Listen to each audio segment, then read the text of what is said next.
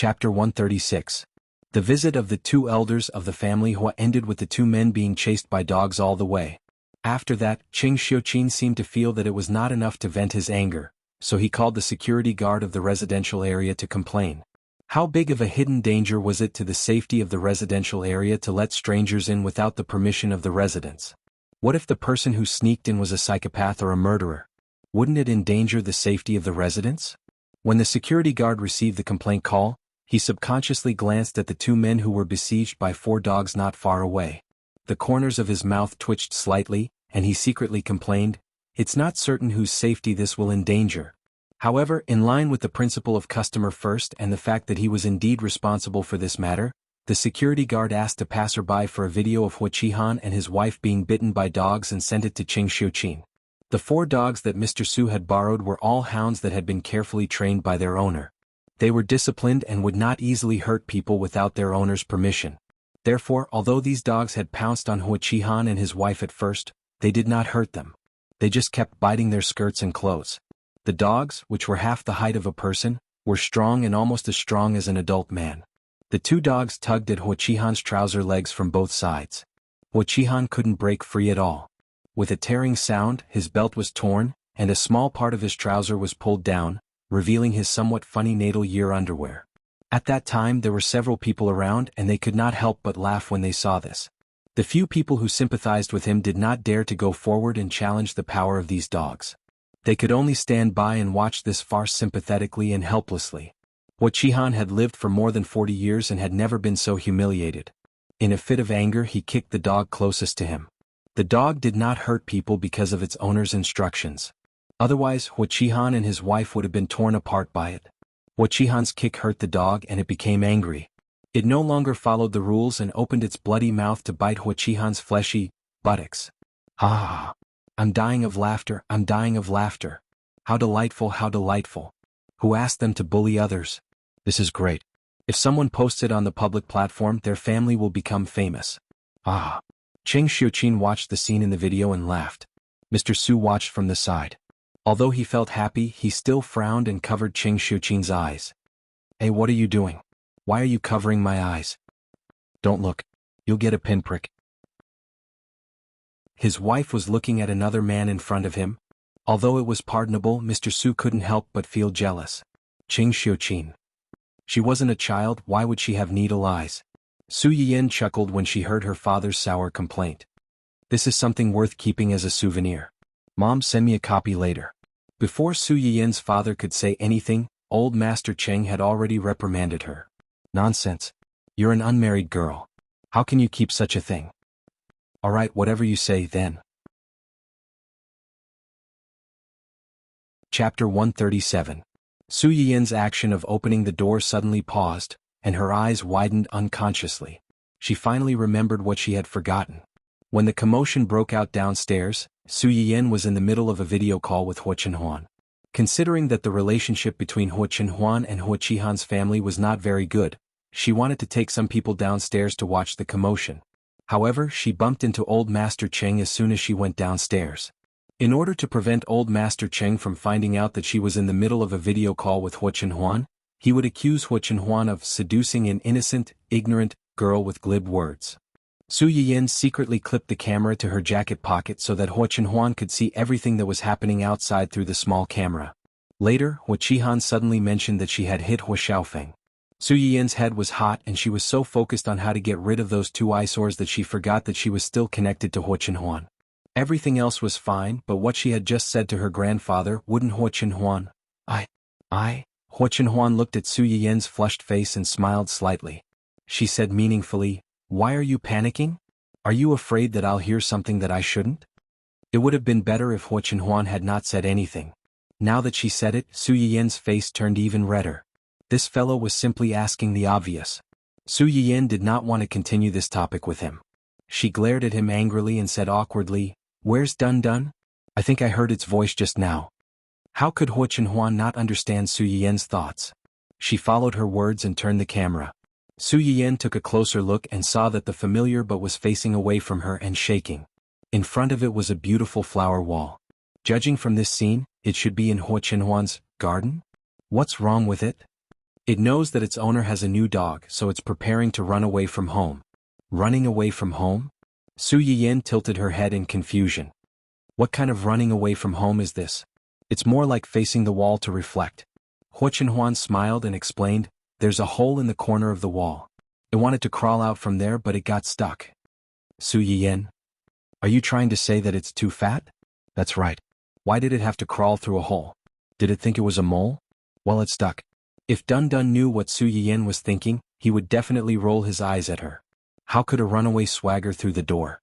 It had always been a very ritualistic dog. Of course, it had to sneak out through a hole when it ran away from home. Unfortunately, no matter how ritualistic it was, it misjudged its size and got stuck as soon as it found a hole to crawl into.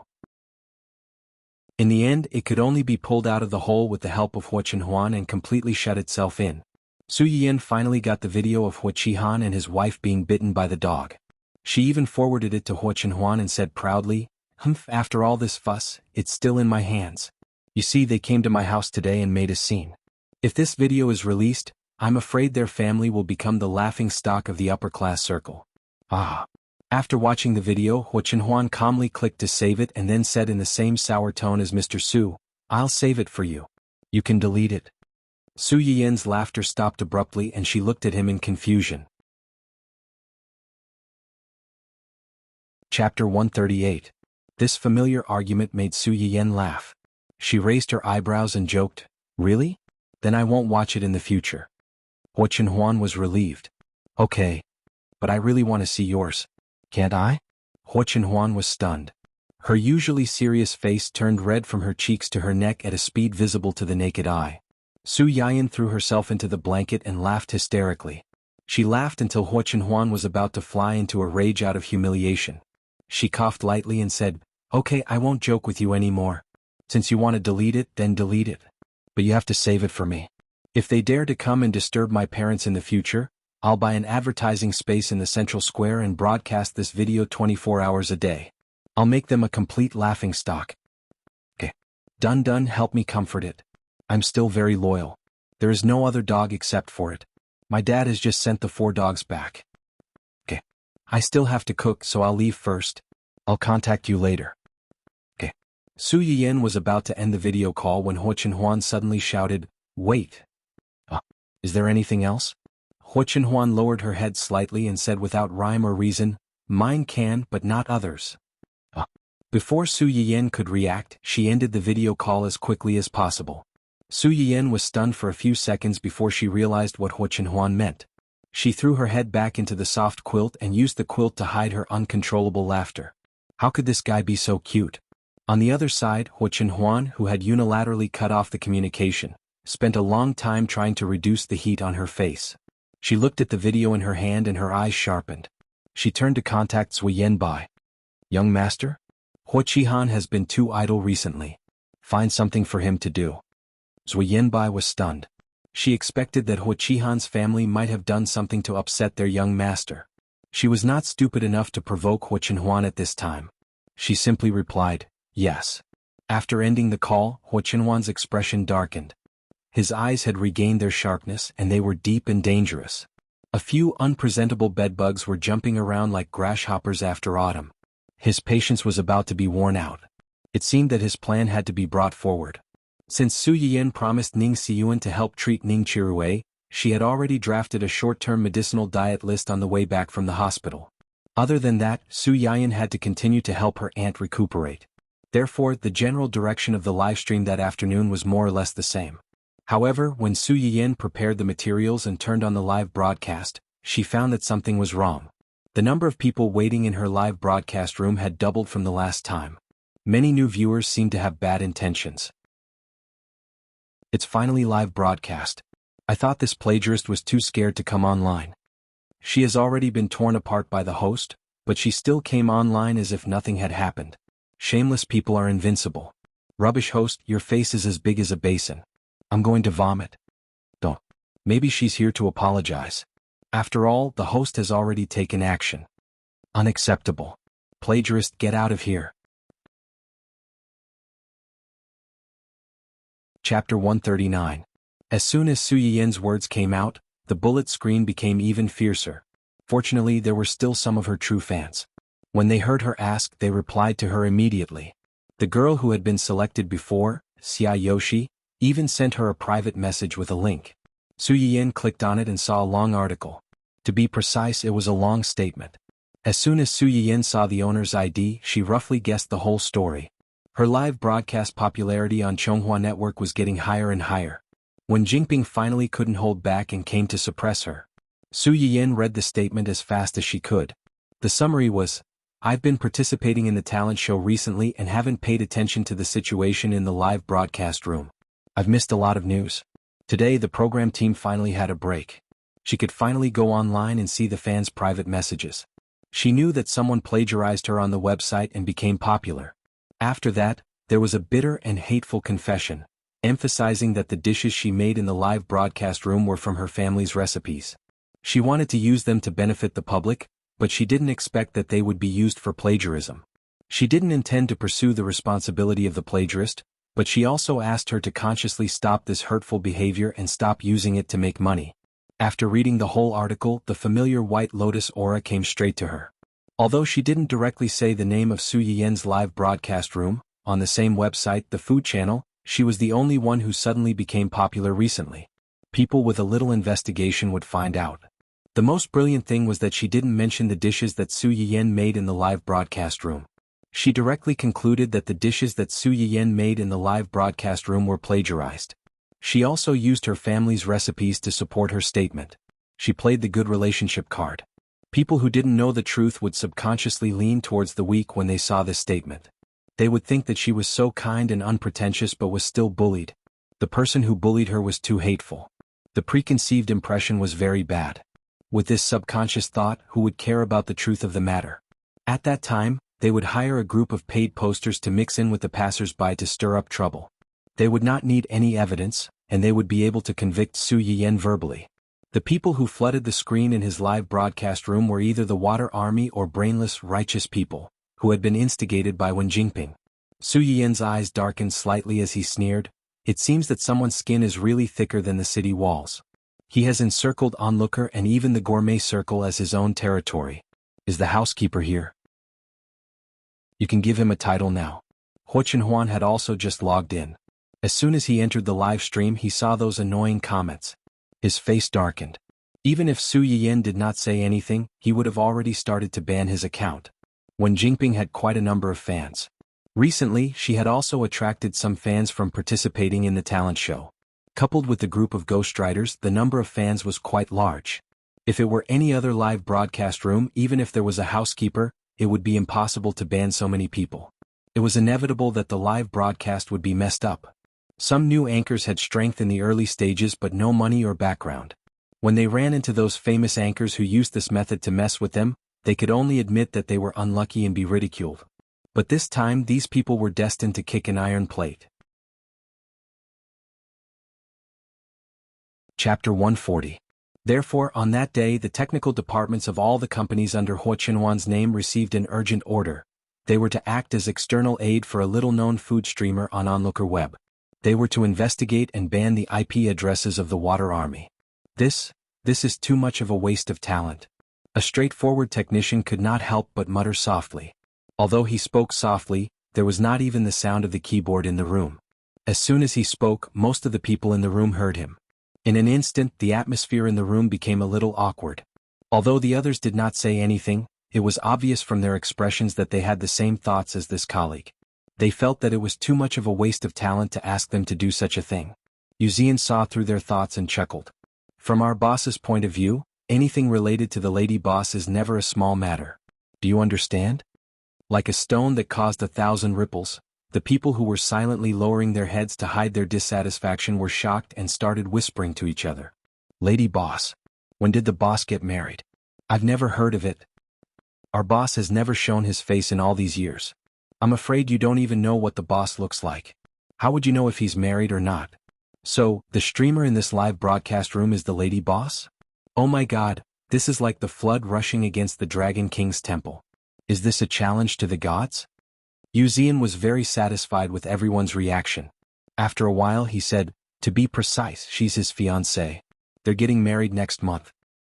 Then she's the future lady boss. Yes. Now do you have any objections? None? Okay. Yu Zian smiled slightly. The boss has ordered that all the employees who participated tonight will get a raise starting from this month. Also, not only is our lady boss good at cooking, but she also knows how to make medicinal cuisine. If you or your family members suffer from incurable diseases, please watch her live broadcast. Everyone suffers from the 3 tribulations and 6 illnesses. If you're unlucky enough to encounter one day, let me know and I'll help you get it. Consider it an internal employee benefit. As soon as Yu Zian said that, the office erupted in cheers. These people only thought that a raise was something to be happy about, but they did not realize that the internal employee benefits that Yu Zian mentioned at the end were the real benefits. Not long after, this great benefit would even be included in the company's recruitment advertisement, attracting countless elites in the industry to squeeze their heads out in order to join this new small company. After knowing that the person being harassed by the fake reviewers was their future lady boss, the programmer's resentment was finally reduced. They also became more motivated to do things. After all, it was not a free contribution. There was a raise, and for the sake of a raise, he would *CK them up. None of the Water Army and anti-fans can escape. Remember to record their IPs and IDs. Since we're going to seal them, let's seal them thoroughly and clear them out of our melon net. Hearing Yu Zian's words, one of his subordinates tried to remind him, won't this kick out too many viewers and affect the website's traffic? The reason why most live broadcast websites allowed the Water Army to run rampant and malicious competition between streamers was mainly because whether it was the Water Army or the ripping of the streamers, it was all real traffic and could bring benefits to the website in another way. No matter how much they fought, the website would still be the one benefiting in the end.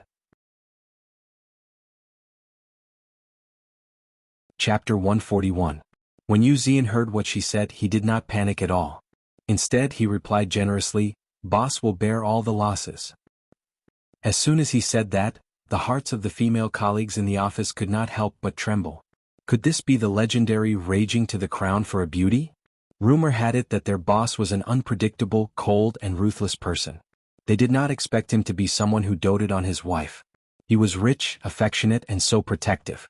Why did they not realize that their precious boss was like this in the past? Indeed, good men always belong to other people. They were jealous. Yu Zian seemed to have seen through the thoughts of many of the girls in the office. He thought to himself, if you really meet the boss in person, you won't think this way anymore. Back then, his young master was once a rich and wealthy man whom countless wild bees and butterflies vied for. However, when they saw that his legs were crippled, those who could not be chased away immediately turned against him. They avoided his young master like he was a snake or a scorpion, afraid that they would accidentally marry such a cripple. Only young madam was willing to accept and protect his young master. Only she could change his young master. Yu Zian had already become Su Yiyan's #1 fan when he saw her teach Wu Xiaofeng a lesson. No matter what, he could not let young madam be taken advantage of on his company's platform. Anyone who dared to mess with their young madam would be exterminated. There was no room for discussion. At that time, Su Yiyan was still unaware that her medicinal cuisine had been included in the company's welfare benefits by Yu Zian without her permission. There were many internet trolls, Wen Jingping's brainless fans, and many haters who caused trouble. Hua Qinhuan also needed some time to give orders. Although a large number of people had been banned, there were still some who cursed on the bullet screen. Su Yiyan had just turned around to pick up a pot when she saw a big red message from a hater. I thought that your cooking was pretty good and wanted to try it out at the lucky draw one day. Now that I know the truth, I'm really disappointed. Especially the way you guys casually ban people is too much of a bully. From now on, I won't watch your live streams anymore. Su Yiyan was almost amused by this comment. It doesn't matter. It doesn't matter whether you're an audience or not. If you want to eat, you should see if I'm willing to make it for you. Play with you? Is it because my time is not precious, or is it because the true fans in the live stream room are not cute? How shameless are you? When that person saw Su Yiyan's words, he was furious and wanted to post another message to complain about Su Yiyan's arrogance. However, he realized that his account had been blocked. As for the fans who believed in Su Yiyan's decision to stay, they couldn't help but agree after hearing Su Yiyan's words. That's right, that's right. If you want to scram, hurry up and scram. If you all scram, then no one will compete with me for the streamer's medicinal cuisine. My chances of winning the lottery will skyrocket. Hehehe, you wish upstairs. I'm still here. If you want it, you should give it to me first. Also, don't be angry, streamer. We all support you. Those brainless people who think that they're upholding justice after being instigated by a few words are not only brainless, they're also blind. There are many things in the streamer's live stream room that can't be found on the market. That female streamer came up and accused someone of plagiarism. She should at least show some evidence. No matter what, she should at least show some things in the streamer's live stream room. There are actually people who believe in empty words.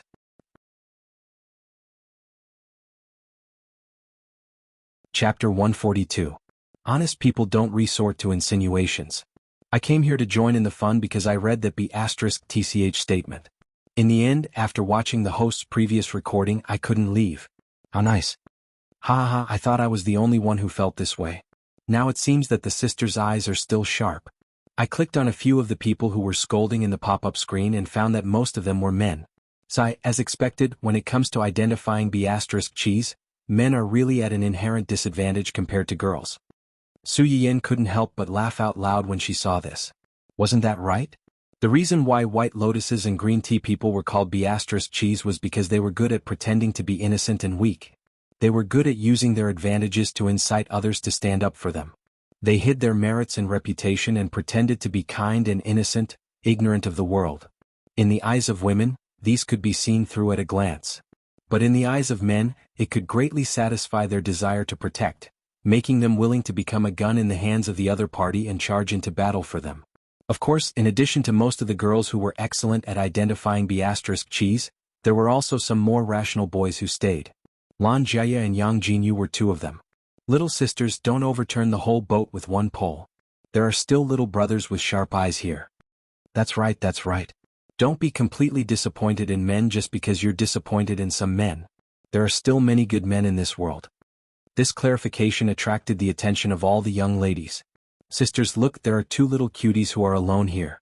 Let's tease them together. Coming. A little brother is so cute. Let us give him a kiss, Muam, Lan Jiaya. He's just a child. Let go of the baby. Seeing that the originally foul broadcast room became lively again with the efforts of these little cuties, Su Yiyan couldn't help but smile a little more. She wasn't worried about the commotion caused by Wen Jingping at all. Long before she entered this website and started the live broadcast, she had already expected this day to come. It was still the same sentence. Although she needed the audience's favorability, she wasn't someone who would swallow her anger. Moreover, she had already told her grandfather about some things in advance and asked him to help her solve her future problems. If nothing unexpected happened, these people who were jumping around would soon be slapped in the face. She just needed to do what she should do and what she could do. Back to the topic at hand. Let's continue with today's live stream. There are 4 medicinal cuisines to be prepared today. 3 of them are for patients with kidney disease, and the last one is for patients with premature ovarian failure. As soon as Su Yiyan said this, someone on the screen immediately asked, "Then, can those who didn't draw the nourishing medicinal cuisine drink this follow-up medicinal cuisine?" Of course you can. The effects are actually more or less the same. It's just a change of taste and more choices. Moreover, if one ate too much of the same medicinal herb for too long, one would develop resistance to it. Going too far was as bad as falling short. It's better to rotate depending on the condition of your body. The effect will be better. It would have been better if Su Yiyan did not explain. Now that he did, the screen was filled with complaints.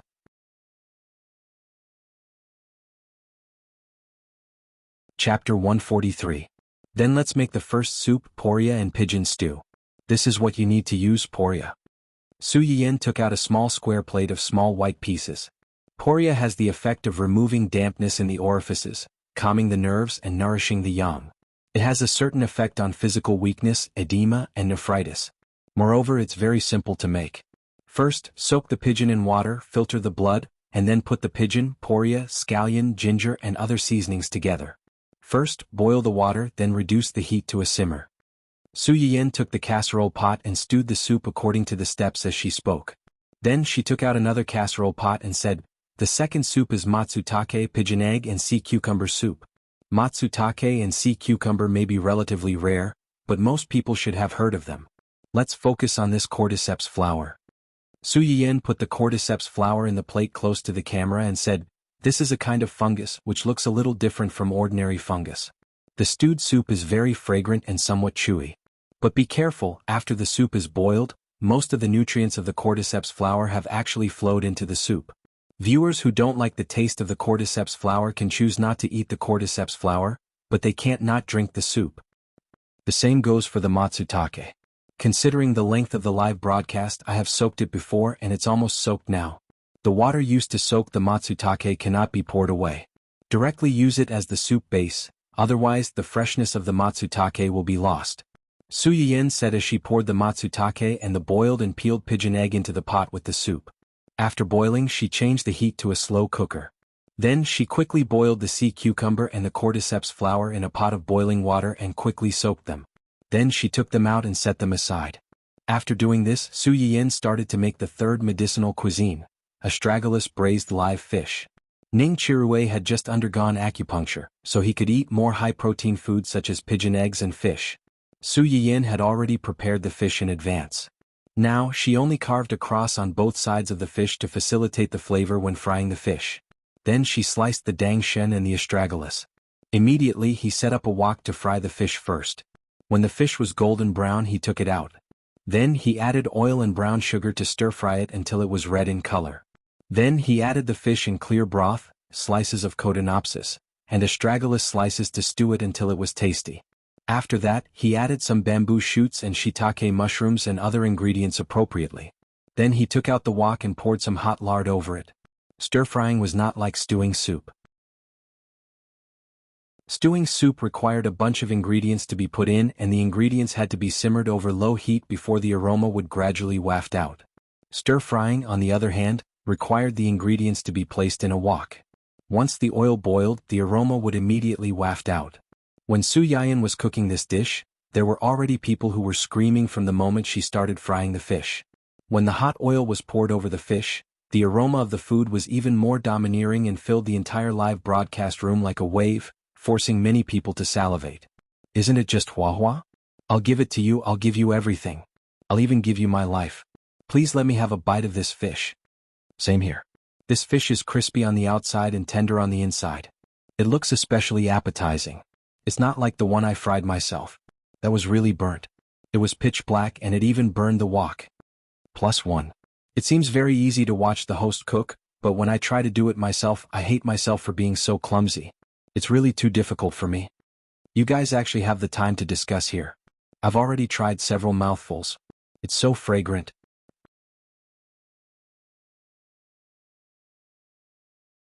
Chapter 144. Su Yiyin put the fish on a plate and began to wash the rice to cook porridge. However, she found that a large group of viewers had suddenly flooded into her live broadcast room. There must be something wrong when things are abnormal, especially when these people's comments were strange no matter how she looked at them. Medicinal Cuisine Live Broadcast Room? It should be this, right?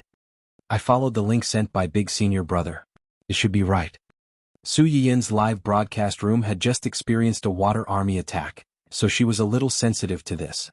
Just when Su Yiyin and the viewers in the live broadcast room thought that a new water army was in place, a few comments attracted their attention. Host, is what is said on the internet true? Are the Chinese herbs that you used in your live broadcast room really lost on ancient Earth? Can eating them really cure diseases? Host, do you really have Chinese herbs that were extinct on ancient Earth? I saw the ginseng in your video recording. It was so big, so big. Can you take it out and show it to us? Please. Host, we are students of the Department of Pharmacy. Are the materials used in your live broadcast really the Chinese herbs recorded in the text? Where did you get these Chinese herbs that have long been extinct? Can they be planted? You don't have to answer these questions if you don't want to, but please answer my last question. Can these Chinese herbs be sold? Can you sell them to me? Su Yiyin was stunned. Although she had been emphasizing that the materials used in her live broadcast were Chinese herbs, most of the viewers watching the live broadcast only cared about whether the dishes tasted good or not and whether they could cure her difficult disease. Almost no one was like these people who came up and asked her about the herbs. Could it be that there was news about her grandfather so quickly? Before Su Yiyin could think about it, the system had already helped her find the answer. A few minutes ago, a student from the Department of Pharmacy of University A forwarded the host's live broadcast recording and mentioned the Chinese herbs in it. It caused a heated discussion among the students of the same department. Now almost everyone has come to find you. A student from the Department of Pharmacy of University A? Peng Jiaji was a postgraduate student in the Department of Pharmacy of University A.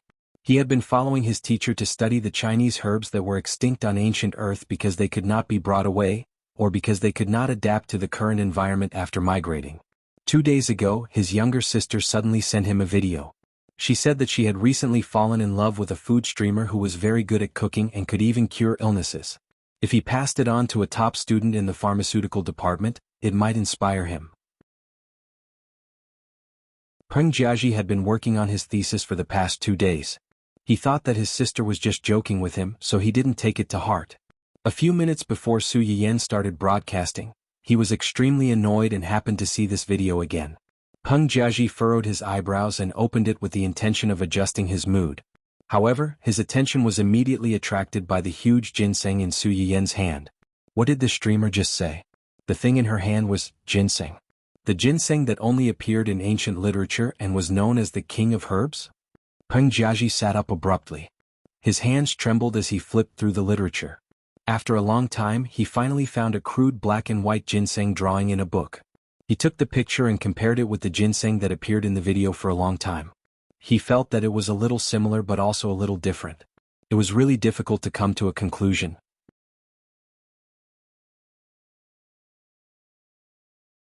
Chapter 145. Yi Qiliang, the dean of University A's Department of Pharmacy, was a white-haired old man in his 60s or 70s. Logically speaking, he should have retired a long time ago. However, this old man was not one to admit defeat. He insisted on staying in his post and continuing to shine for his ideals. Although the university was very happy to have a big shot helping them, they did not dare to arrange too many classes or too many students for him, considering the old man's age. Most of the students Yi Qiliang taught now were top students in the field of pharmacy. They mainly focused on Western medicine. The only regret was that Yi Qiliang's family had a Chinese medicine book that had been passed down for generations. Yi Qiliang had decided to study medicine because he read this book when he was young. Who would have thought that when he grew up, he would realize that Chinese medicine was in decline? Even a large portion of the Chinese herbs that were needed had been lost during the 2 transitions. It had been completely annihilated in the long river of history. Without Chinese herbs, a Chinese medicine practitioner was like a housewife who could not cook without rice. Yi Qiliang had no choice but to reluctantly switch to Western medicine. Even so, he had not given up on exploring and researching Chinese medicine and Chinese herbs all these years. Peng Jiaji was the student that he valued the most among the younger generation.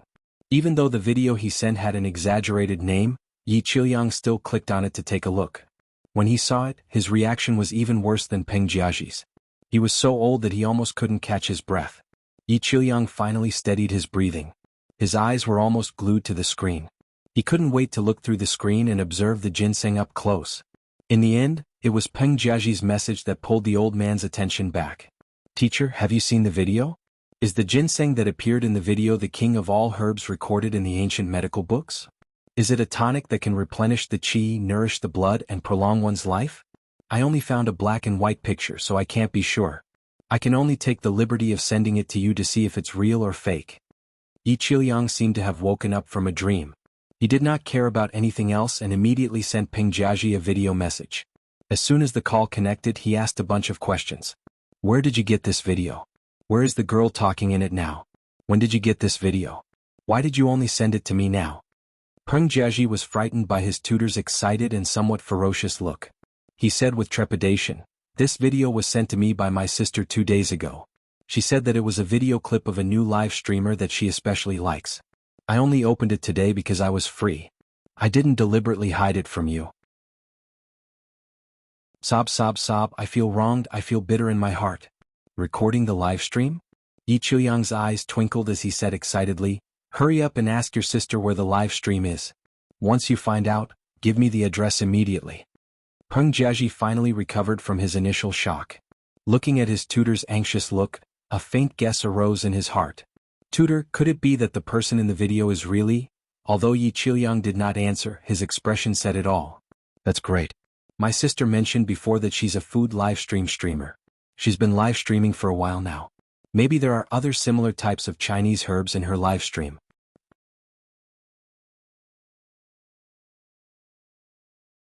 Chapter 146. When Peng Jiaji sent a message to his sister, She was busy arguing with the ghostwriters in the live broadcast room. She had no time to pay attention to him. Peng Jiaji waited for a long time without getting a reply. The tutor was also urging him. In the end, he couldn't wait any longer and sent a video to his sister, which attracted her attention. When Peng Jiaji's sister heard her brother asking her for the live broadcast room's address, she didn't think much about it. She just thought that her recommendation had worked. She happily sent the live broadcast room's address. She also sent the video recordings of Su Yiyan's previous live broadcasts to Peng Jiaji. These complete videos were different from the previous clip. Most of them were named after the medicinal cuisine made in the current period. When Peng Jiaji saw a series of names of herbs such as motherwort, ginseng, cinnamon, lotus seed, and so on, the corner of his eyes twitched unconsciously. He turned around and sent it to his tutor. As soon as he sent it, he received a request for help from his sister. "Brother, are you free now? If you're free, come to the live broadcast room and help me tear down a few people. The host has been defamed." Damn it, a group of trash ghostwriters. Seeing that our host is a little famous, they openly bullied her. If the host stops broadcasting because of this, I'll stab them. What? Defamed? She might stop broadcasting? How could this be? It wasn't easy to find such a treasure host. If she was scolded by these people until she stopped broadcasting, where could they go to cry? Peng Jiaji was depressed. Not only did he apply for an account to help his sister, but he also gathered his junior brothers and sisters in the same department to help. Yi Qiuyang was smashed to death by a bunch of videos sent by his student. Before he had time to be happy, he found out about this matter. He was also very angry. This academic big shot who spent most of his time in the research room, and even when he went online he only posted some boring academic reports and student homework. Just like that, he logged into his public account that he hadn't used for a long time and posted a post criticizing Wen Jingping. Originally, it was just a public debate between the same kind of hosts on the platform. Because of the big shot's interference, the situation changed and began to develop towards a situation that Wen Jingping couldn't control. Su Yiyan roughly understood the whole story through the system. He had a good impression of this old man who had never met him before, but had dared to stand up for him against the son of the world, just because of a few Chinese herbs. Then she saw her own live broadcast room suddenly light up with familiar exclusive special effects, and the reward announcement sounded at the right time. Congratulations to the streamer, Yan Yan, for receiving 100 luxurious and exquisite villas from a loyal viewer, Mountain Yusu. Congratulations to the host, Yan Yan, for receiving 9,999 roses from a loyal viewer, Mountain Yusu. Congratulations. Did the moderator finally ban the water army that came to stir up trouble and came back to reward and comfort the streamer? Today is also a day to cry for the beautiful love between the host and the host. Previous poster, don't say such things. The streamer has a family in real life. She already has a family, but the host still dotes on her so much. It can be said that this is true love. As soon as the special effects were turned on, there were immediately a lot of pop-up screens that surrounded the rich people who were praising her. However, in this dense barrage of bullet screen comments, what attracted Su Yiyan the most was a confession message sent by the main character. "Yan Yan, don't be angry because of those water army keyboard warriors. In my heart, you will always be the best. Kiss, hug, raise me high."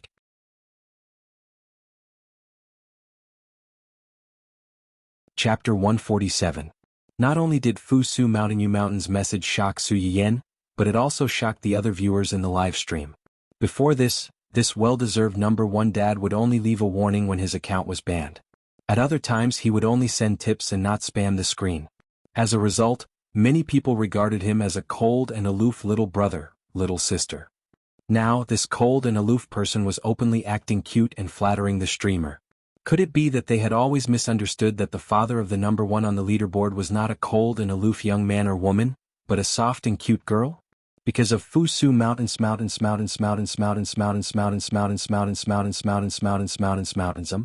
So, are you being kept by a rich woman? Doghead. The crowd. Su Yiyan also suddenly came to her senses. She tried to hold back her laughter and said, "Thank you for your consolation. I'm fine. I know they're trying to make me angry and hurt my body. In the end, I'm the one who's at a disadvantage. I wouldn't do something that would harm others without benefiting myself. They're the ones who should be angry. With so many accounts banned, who knows how much money they've lost. The troll army that had their accounts blocked. How infuriating." Huo Chenhuan, who was watching the live broadcast, couldn't help but smile when she heard Su Yiyan's words. She then gave Yu Zian another order. Send a lawyer's letter to all the companies behind the fake reviewers to help them realize who they should not have offended. Housekeeper. Yi Qiliang was an old antique who spent most of his time behind closed doors, so he didn't know much about these young people. Peng Jiaji, who was urgently summoned to the office to watch the live broadcast with his teacher, tried to explain, the one who tipped the streamer just now, reward. This is it. Peng Jiaji helped to pull open the gift rewards at the bottom of the live broadcast room and explained to the teacher, this is a gift. You have to spend money to buy it. The better the gift, the higher the price. After sending it out, the streamer would split it with the website and receive a portion of the money. Giving a gift means that you're willing to spend money on the streamer and you like the streamer's work. Yi Qiliang's eyes lit up. Then, if I give her more, will she answer my questions and even agree to some of my requests and show us those herbs? Peng Jiaji wasn't sure either, so he could only give a vague answer. Probably. Usually, when there were too many rewards, as long as the request was not too excessive, the streamer would usually satisfy the audience. Do you want to give it a try? Then let's give it a try. Yi Qiliang was also a swift and decisive person. With Peng Jiaji's help, he immediately bought a few luxurious villas for Su Yiyan. Another tycoon? Did the streamer take a rich man's charm script? Why are the viewers in the live streaming room so rich? As poor as I am, I feel like I don't fit in with this high-end live stream. Every day I hate the rich. I also want to keep the streamer QAQ. Su Yiyan heard the reward notification and looked up. Just as she was about to thank the new tycoon viewer, she saw a sentence posted by the new tycoon viewer.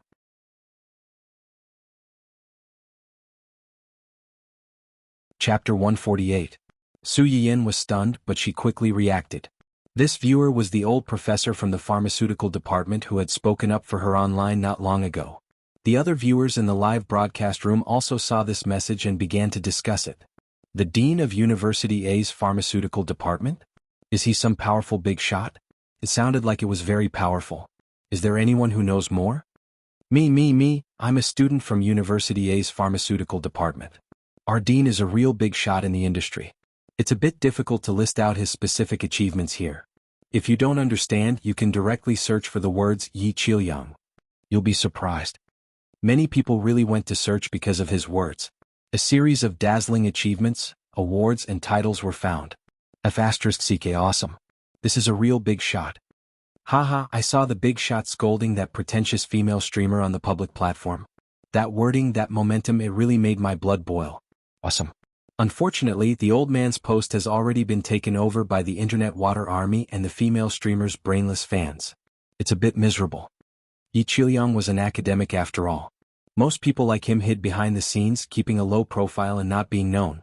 Wen Jingping's fans and the internet water army had never heard of him. They thought that he was just a marketing account that was trying to ride on popularity, so they just scolded him. They didn't realize that they had inadvertently kicked another iron plate. Haha, why else would they be called brainless? They even dared to attack this big shot who has made countless contributions to the medical industry. This group of people probably don't know what evil deeds are. Am I the only one who thinks that this big shot was seduced by the streamer's cooking materials? So, what the streamer said before was true. Can the food she makes really cure diseases? His words woke her up. When it came to things like eating to cure diseases, no matter how much other people boasted, she had never tried it herself. There would always be some doubts. And in this situation, did the authorities need to stamp it? A large number of comments flashed across the screen. Su Yiyan naturally saw them, especially the one that said he was attacked by the internet water army and brainless fans because he spoke up for her. So it's Dean Yi. Thank you, Dean Yi, for speaking up for me. I'm also very sorry for implicating Dean Yi, who is being chased and scolded because of a small streamer like me. Some of the materials used in my live stream are indeed Chinese medicinal herbs recorded in ancient medical books. Can I have a look? Su Yiyan didn't have any bad feelings towards this old senior, so he readily agreed. Of course, the materials used in my live broadcast room are all public. As Su Yiyan spoke, she pushed the herbs that were used today in front of the camera. Poria cocos, Cotinopsis, Astragalus, Cordyceps flower.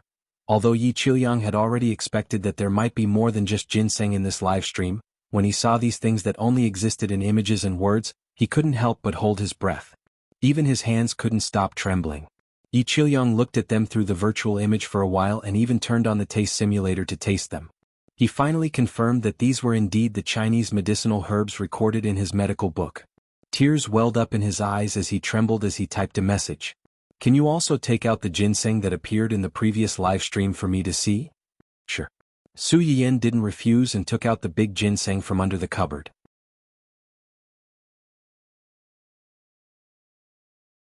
Chapter 149. The ginseng that had been plucked for a few days was no longer as vibrant as before, but just from the ginseng itself, one could still see its shape and state. However, this was not the main point. The main point was that such an extremely rare and precious herb was only casually stored in a gray and dusty black bag. Where was the box? Where was the box? At the very least, it would have been better to store it in a beautiful gift bag. Using such a shabby bag to casually store it, did you think it was some wild flower that could be found anywhere by the roadside? What a waste of God's gift, what a waste of God's gift. Yi Qilyong clutched his aching heart and was on the verge of collapsing. He was so heartbroken that he wanted nothing more than to dive into the screen and snatch the ginseng. He wanted to personally customize a luxurious gift box and carefully store it in it, treating it as a family heirloom.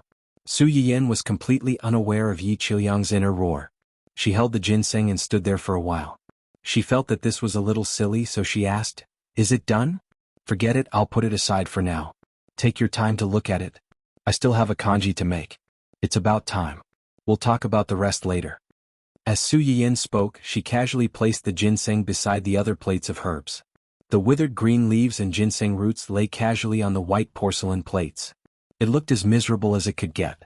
When Yi Qilyong saw this scene, his heart ached again. He felt that if he continued to look at it, he might have to call for emergency treatment. The last medicinal cuisine of the day is Gorgon lotus seed kanji. It mainly uses gorgon and lotus seeds. I've already made lotus seeds once before, so I won't introduce them further. Gorgon is actually somewhat similar to lotus seeds. It's a type of water lily. The gorgon is its seed kernel, just like how lotus seeds are the seeds of lotus flowers. As Su Yiyan spoke, she washed the two herbs and placed them into the clay pot to boil with the glutinous rice. After the gorgon was cooked, she added some white or brown sugar to complete the kanji. Gorgon has the effect of nourishing qi and nourishing the body. Using it together with barley has the effect of removing dampness. If you add glutinous rice to make porridge, it will have the effect of strengthening the kidney. When Yi Qilyong heard Su Yiyan's explanation, he couldn't help but have some doubts in his heart. As usual, he rewarded her with a few villas and asked tentatively, "Young lady, are you a doctor?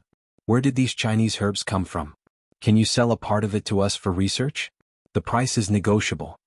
If someone else had asked this question, Su Yiyan might have pretended not to see it, but this old man had spoken up for her not long ago. Su Yiyan also accepted his kindness and said with a faint smile, "These things are passed down in my family and have been cultivated recently. As for whether or not I'll sell it and how I'll sell it, we'll have to wait." Wait for what? Wait for the news. Su Yiyan's words were an indirect admission that these herbs would be sold in the future. Not only Yi Qilyong but the old viewers who had watched her live broadcast for a few episodes were also excited, and they sent a lot of questions on the pop-up screen. The official announcement had not been released yet, and Su Yiyan had no intention of being entangled in this topic. Next, as usual, let's draw a prize. The two soups and the porridge will each be given to a lucky audience member. As for the fish, only one was fried, so it has to be given to the patient first. It won't be participating in the draw. As soon as she said this, the audience no longer worried about the ingredients. They began to complain that Su Yiyan did too little, and they were envious of the host's sick family member. Su Yiyan had always mentioned her family in her previous live broadcast, so the audience naturally thought that the patient was Su Yiyan's family member.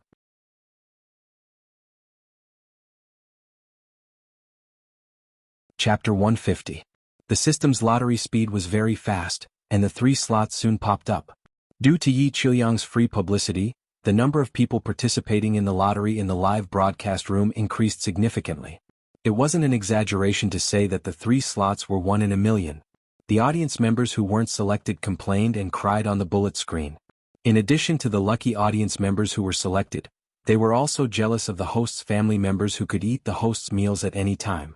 Su Yiyan packed everything and looked up to see the screen full of jealousy. His eyes turned slightly and he smiled faintly. "Finally, I'll pick a lucky audience member to be the attending patient for the next live broadcast. The selected audience member only needs to send me a recent photo, and I'll choose to customize a medicinal cuisine suitable for his physique and send it to him in the next live broadcast. Su Yiyin had already learned from the system that the function of observation was not limited to reality. It could also be used on the internet. In other words, as long as the other party sent a recent photo of himself, Su Yiyin would be able to see his physical condition at the time of the photo and formulate a medicinal cuisine suitable for his physique. As soon as this proposal came out, the audience members who weren't selected were once again in an uproar. Oh my God, a tailor-made medicinal cuisine. What kind of God's chosen one is this? System, quickly familiarize yourself with me, please let me be selected. Gods and Buddhas above, I'm willing to be a vegetarian for the rest of my life in exchange for being selected. I beg the European Emperor to take care of me, please. What nonsense are you talking about above? Gods, Buddhas, and European Emperor? Aren't you afraid that they'll fight? Unlike me, I'm very single-minded. I worship the number one on the leaderboard, pray for the number one on the leaderboard to bless me. There were countless people praying to the gods and Buddhas in the bullet screen. No matter how one looked at it, it felt like they were cramming at the last minute before the big exam. Su Yiyin's lips curved slightly, and he quickly selected a lucky audience member.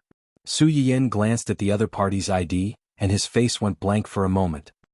He blinked and stared for a while before he was sure that he hadn't seen wrongly. Ahem, congratulations to the viewer with the ID. Hubby is a Mediterranean. Please send me a private message with your photo after the live broadcast. I will personally order a medicinal cuisine for you during the next live broadcast. That's all for today's live stream. See you next time. After Su Yiyin finished speaking, he did not pay any attention to the screams on the screen. It was as if he had missed out on 100 million viewers. He simply turned off the live broadcast. It was Yi Qiuyang's first time playing this game, so his reaction was slow. It was only when Su Yiyin turned off the live stream that he snapped out of his daze and said in annoyance, "Why did she leave? What should he do now? She just said something about seeing you on the next episode. When is the next episode? Tomorrow or the day after tomorrow? No, I can't wait that long." Peng Jiaji knew that his teacher was anxious and hurriedly said, "Teacher, we can send her a private message." Private message? A private message is... Just as Peng Jiaji was about to discuss this with his teacher, a message suddenly popped up on his chat account.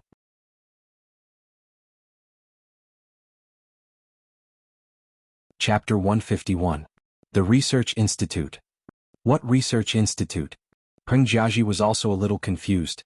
Why was the Research Institute involved in this? My sister said that the Research Institute just released an announcement to speak up for that streamer. Yi Qiuyang's eyes flashed slightly. He decisively clicked into the Research Institute's public account and saw the announcement floating at the top of the page. The announcement looked quite standard. In summary, it said, "Thank you to an anonymous person for freely providing his family's extinct plant seeds. The Research Institute has recently used this batch of seeds to cultivate Chinese herbs that were lost in ancient earth. These Chinese herbs can not only nourish the body, but also cure diseases. This is a great discovery and something worthy of celebration. The Research Institute will try to introduce nutrient solutions with Chinese herbs in the future. They will also open up a separate channel to sell Chinese herbs. Those who don't understand Chinese herbs and don't know how to consume them can go to XX Live Broadcast Room. There will be experts there to clear up your doubts." The announcement also included holographic images of several new Chinese herbs, as well as detailed internal composition, and some related knowledge and complex pharmacology. Although the announcement didn't mention the name of the person who provided the seeds for free, it included a link to Su Yiyin's live broadcast room at the end. It also directly labeled the person in the live broadcast room as an expert. Coincidentally, when Su Yiyin answered Yi Qiuyang's question during the live broadcast today, she said meaningfully, "Wait for the news." Putting the two together, it wasn't hard to guess who they were talking about. Yi Qiuyang repeatedly read the announcement several times. His expression was unprecedentedly serious. Peng Jiaji trembled with fear as he watched from the side. After a while, he asked tentatively, "Teacher, are we still going to privately message the streamer?" "No need for now," Yi Qiuyang said as he suddenly stood up and walked out. Peng Jiaji was shocked. "Teacher, where are you going?" "The Research Institute." The current director of the Research Institute was his former student. He knew better than anyone whether the Research Institute had obtained any extinct plant seeds or whether it had been cultivated. It wasn't an exaggeration to say that these things had appeared out of nowhere. He had to find someone who knew what was going on. While Yi Qiuyang was rushing over to the research institute to get to the bottom of the matter, Yu Zian and the others were also stunned by the sudden appearance of this heavyweight research institute. It took him a while to come back to his senses and he was extremely excited. F***ck, young madam is too awesome, isn't she? She actually got the research institute to publicly advertise for her. That's a research institute we're talking about. Zui Yanbai looked at Yu Zian jumping up and down in excitement. The corners of his lips curled up as he smiled helplessly. I think this is to be expected. Expected? Have you forgotten the identity of young madam's maternal family? Yu Zian was stunned. You mean? Zui Yanbai nodded solemnly. They had investigated Su Yiyan's family background several years ago. Su Yiyan's maternal grandfather was the backbone of the Research Institute's Science and Technology Department, and her maternal grandmother was the head of the Biology Department. It could be said that most of the people in the Research Institute were the younger generation of her family. It was precisely because of this that Hua Qihan had done everything he could to get Hua Xiaofeng to marry Su Yiyan. Unfortunately, it was better to raise a wooden club than a son.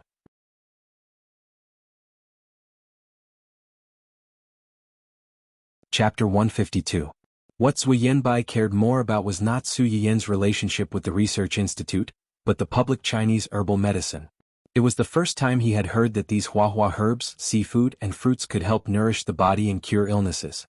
His young master's legs had seen countless doctors and had undergone countless treatments, but there had been no improvement. Would young madam's herbs? Hey, why are you in a daze? Yu Zian's call successfully pulled Zui Yanbai's attention back. He smiled and said, nothing. Yu Zian saw that he did not want to talk about it, so he did not force him. He continued happily, I was thinking about how to teach that evil female streamer a lesson, but now it seems like there's no use for me. That's the Research Institute. With this announcement, who would dare to offend young madam in the future? Offending young madam is the same as offending the Research Institute.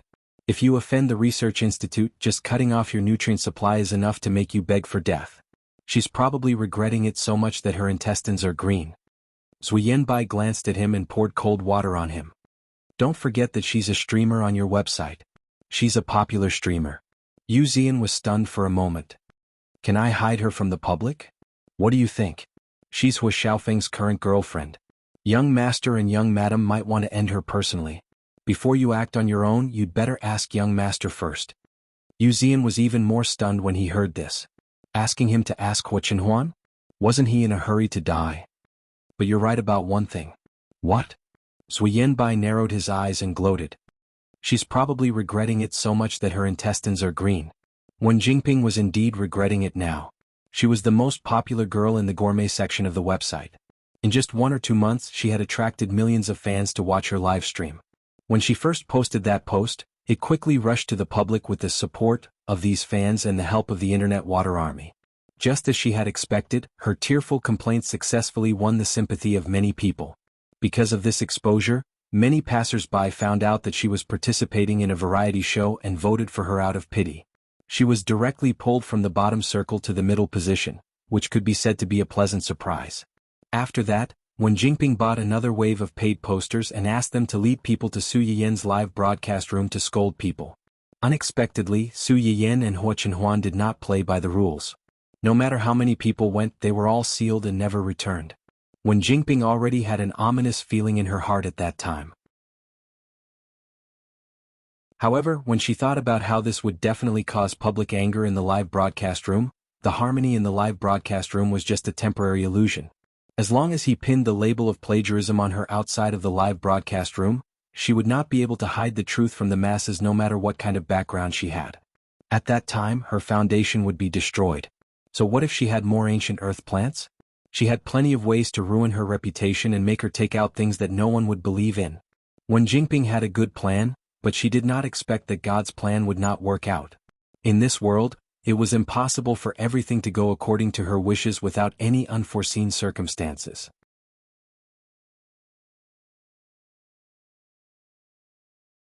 Chapter 153. It wasn't until someone dug out the old man's life history that Wen Jingping suddenly panicked. That ominous premonition became even stronger. Her male fans didn't back down after learning about Yi Qiuyang's identity. Instead, they started cursing Yi Qiliang for taking advantage of his seniority and mocking Yi Qiliang for having an affair with that female streamer. Their words were vulgar and made people feel uncomfortable. Wen Jingping tried to stop them, but it wasn't very effective.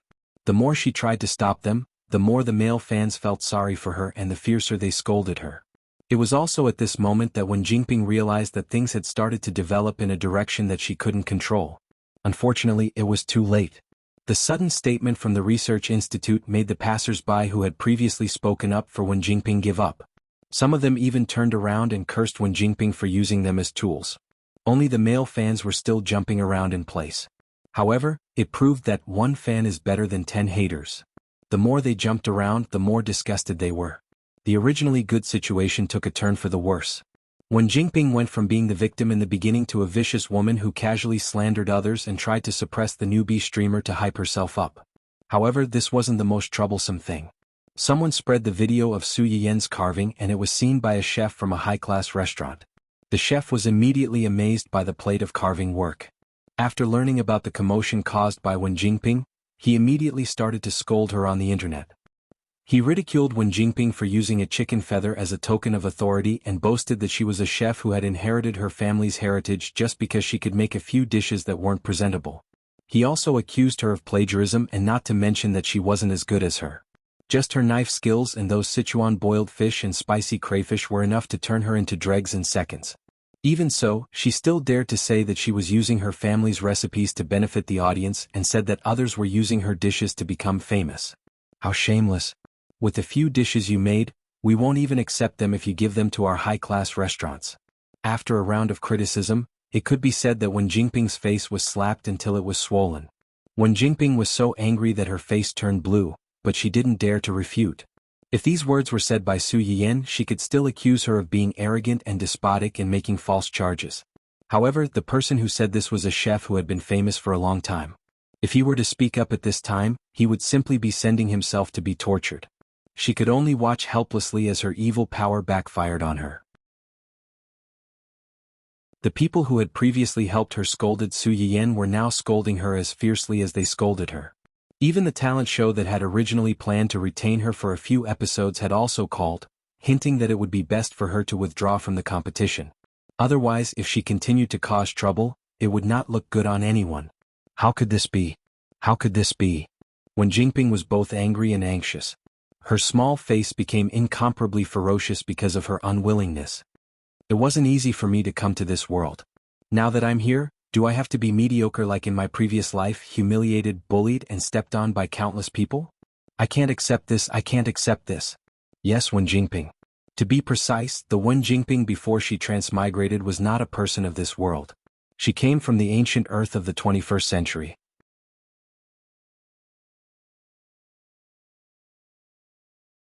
Chapter 154. When Wen Jingping woke up again, she had already arrived in this world.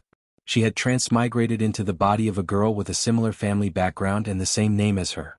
Once again, Wen Jingping, who had read countless transmigration novels, almost immediately figured out her own situation. She smoothly brushed off her family and friends and replaced the original owner to survive until now.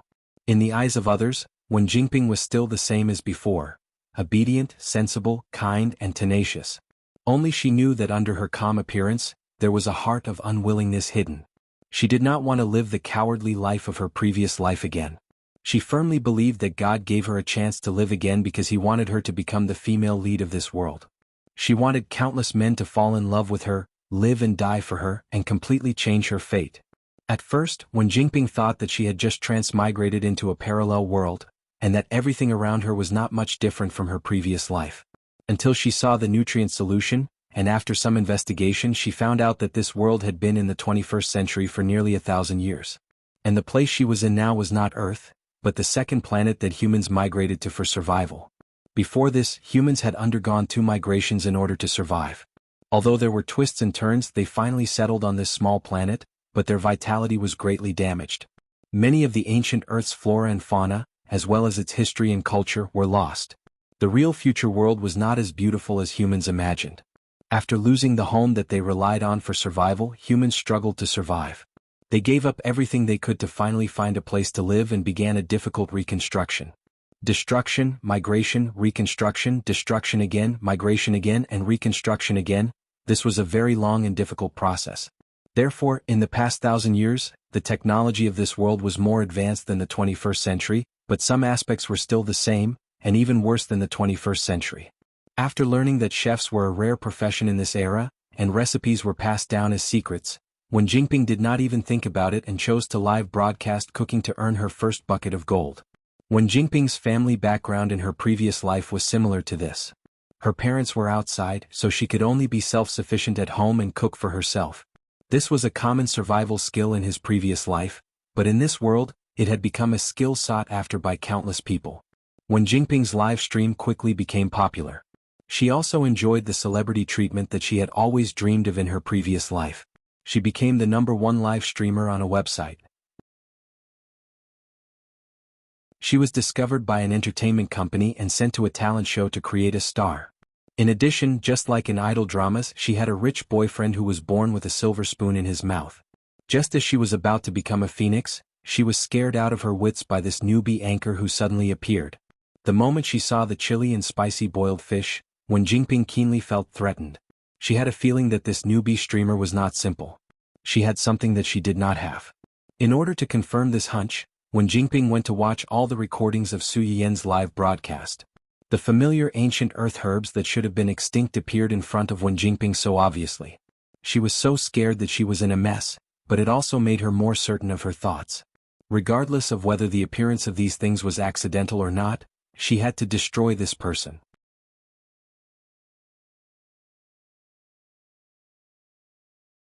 Chapter 155. Wen Jingping was also scared out of her wits by Su Yiyan's sudden appearance. Otherwise, with her temperament, she would not have done such an impulsive thing. It was also because she had been living too comfortably recently. Her career and love were both successful.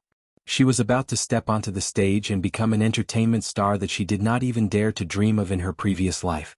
She could not accept anyone becoming a threat to her fame. However, it was too late to say anything now.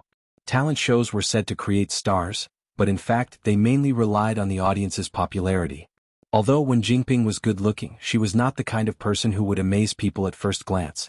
In addition, she was not a professional, so her ability was inferior to others. If it were not for Hua Xiaofeng's help behind the scenes, she might not have been able to stay until now. Now that she had done such a thing, she had lost all her popularity. In turn, she had helped Su Yiyan. It was really a double whammy. Wen Jingping was angry and scared. However, there were some problems on Hua Xiaofeng's side. His phone could not be reached.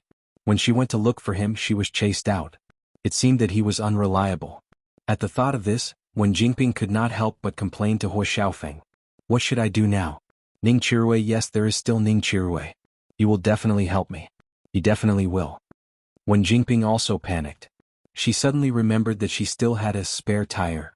Immediately, as if she had grasped at the last straw, she looked for Ning Chirui's phone number with trembling hands and dialed it. Su Yiyan was unaware of all the things that happened on the internet. After turning off the live broadcast, she focused her attention on reality. This was the main reason why she chose not to show her face.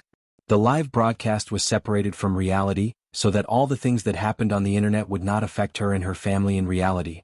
After sending out the lucky draw and Ning Chirui's dinner, Su Yiyan also saw the photo sent by the last lucky audience member.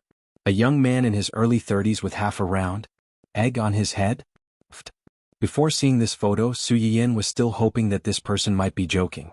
Now that he saw this picture, he finally understood that the Mediterranean Sea was really the Mediterranean Sea. Su Yiyan stared at the photo and confirmed that this person's head was the only serious injury. His body was fine. She then sent a message to him, telling him that she would try to make Dao Xingfa's medicinal cuisine for him in her next livestream. She also asked for his opinion, asking if she could mention the medicinal cuisine's effects in her livestream. As soon as the other party received Su Yiyan's message, he excitedly confirmed several times whether the medicinal cuisine could really help with hair growth. After receiving Su Yiyan's rather reserved reply, she wasn't too disappointed. She said very good-naturedly, "It's okay. It's not a shameful illness. Host, you can talk about it as much as you want. If it's really effective after I eat it, I'll definitely take the initiative to advertise for the streamer." This audience member was quite open-minded. Although it was a little embarrassing to be bald, It was not an illness that was related to a man's dignity like what was mentioned in the previous livestream. There was nothing to hide. Su Yiyan then breathed a sigh of relief and finalized the content of her next livestream. Just as she was about to continue to cook some dishes for dinner and send them to Hua Chenhuan, she received a private message from a certain someone. Today's livestream has ended successfully. Yin Yin is as good and awesome as ever. Love you.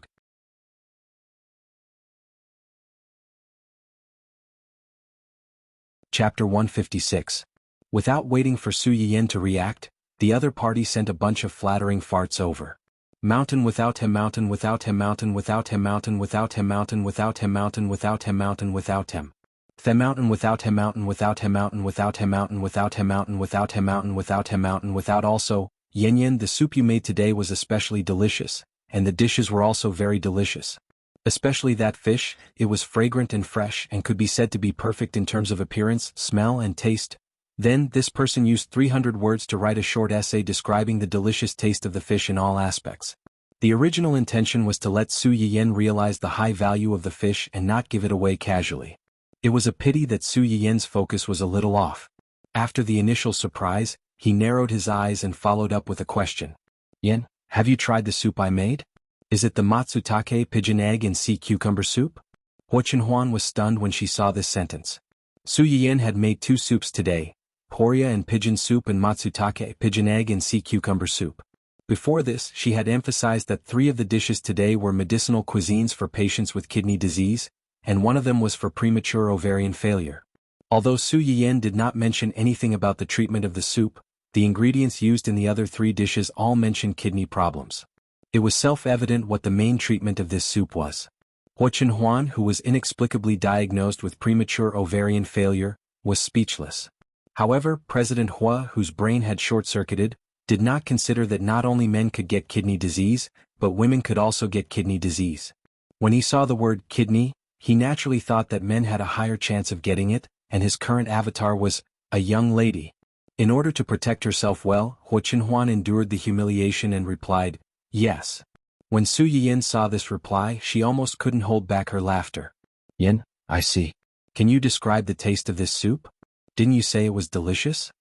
Hua Chenhuan, a certain someone once again experienced what it meant to lift a rock only to drop it on one's own foot. He braced himself and pieced together another 300-word article about the experience of eating delicacies. Seeing this, Su Yiyan almost laughed out loud. However, after laughing, Su Yiyan was even more curious as to why this person's demeanor had suddenly changed. Yin, are you me? Mountain without the mountain without the mountain, why do you ask? Yin, you weren't so talkative before. Hua Chenhuan's heart skipped a beat. Mountain the future, then do you like the current me or the previous me?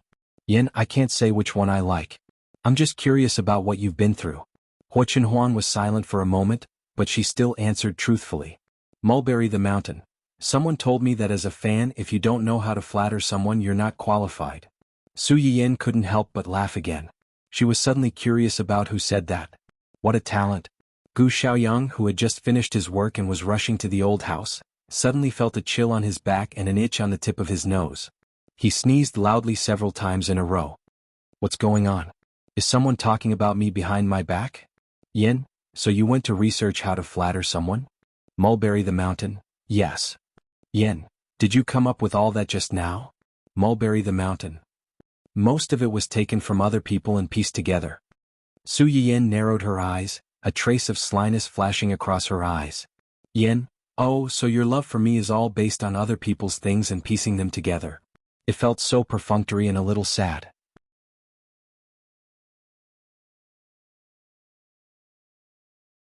Chapter 157. As expected, Hua Chenhuan panicked when she saw the message. For a moment, she even forgot that she was chatting with Su Yiyan as an ordinary fan in the live broadcast room. Mulberry without mountain. No. Mulberry without mountain. I didn't mean to patronize you.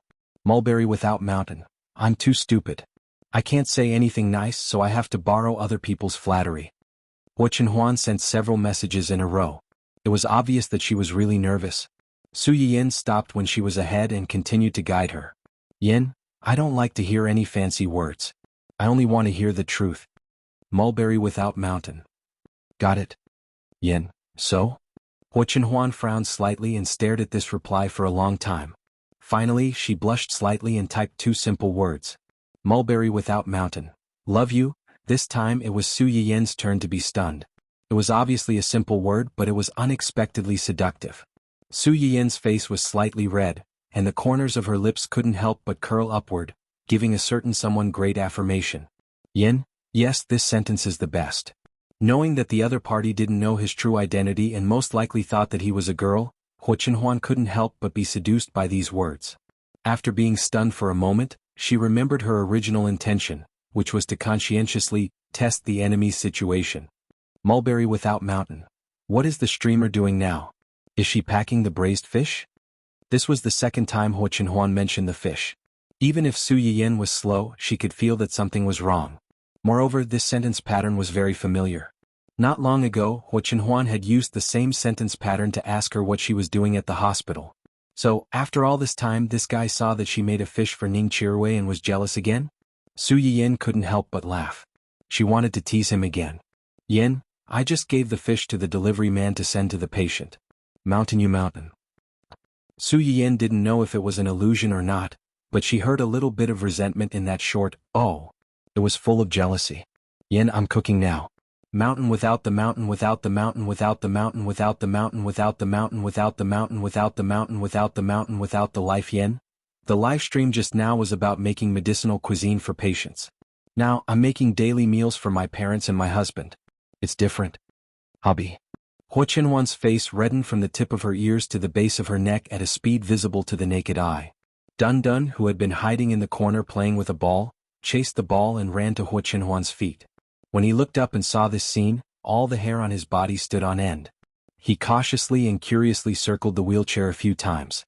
What's wrong with this dog's father? His face could even change color. Hua Chenhuan didn't notice Dun Dun's strange behavior. When the heat on her face subsided a little, she changed her sour and resentful tone and replied in a good mood. Mountain you mountain. Then you're busy. I won't disturb you anymore. The small wave at the end was called a ripple. It was obvious how happy someone was in her heart now. Su Yiyen's eyes flashed with a smile. Although this guy was a vinegar jar, he was really easy to coax. He was like a kitten. He was easily irritated, but as long as you stroked his fur, he would immediately hold on to your hand and meow softly.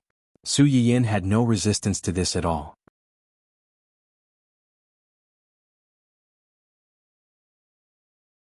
Chapter 158. At that moment, Ning Chirui, who had no idea that he had just escaped death, was lying on the hospital bed in the VIP ward, thinking about life with a serious expression. After Su Yiyen left, Ning Siyuan sent everyone away and asked about the conflict between Ning Chirui and Su Yiyen. Ning Chirui naturally could not say anything because he really did not have any conflict with Su Yiyen. The one who really had a conflict with her was Wen Jingping. At first, Ning Chirui was a little reluctant to talk about it, but later he was really forced into a corner, so he accidentally mentioned Wen Jingping. Ning Siyuan had heard of Wen Jingping before, so he continued to interrogate him. Ning Chirui was young and inexperienced, so he was no match for his older brother. It did not take long for him to be defeated and had to confess. So, you had a conflict with Miss Su because of Wen Jingping? Oh no, that's not called a conflict. That's called you running up to her one-sidedly, but she couldn't be bothered with you. Ning Chirui was a little embarrassed and he shouted angrily, Brother! It's no use calling me brother.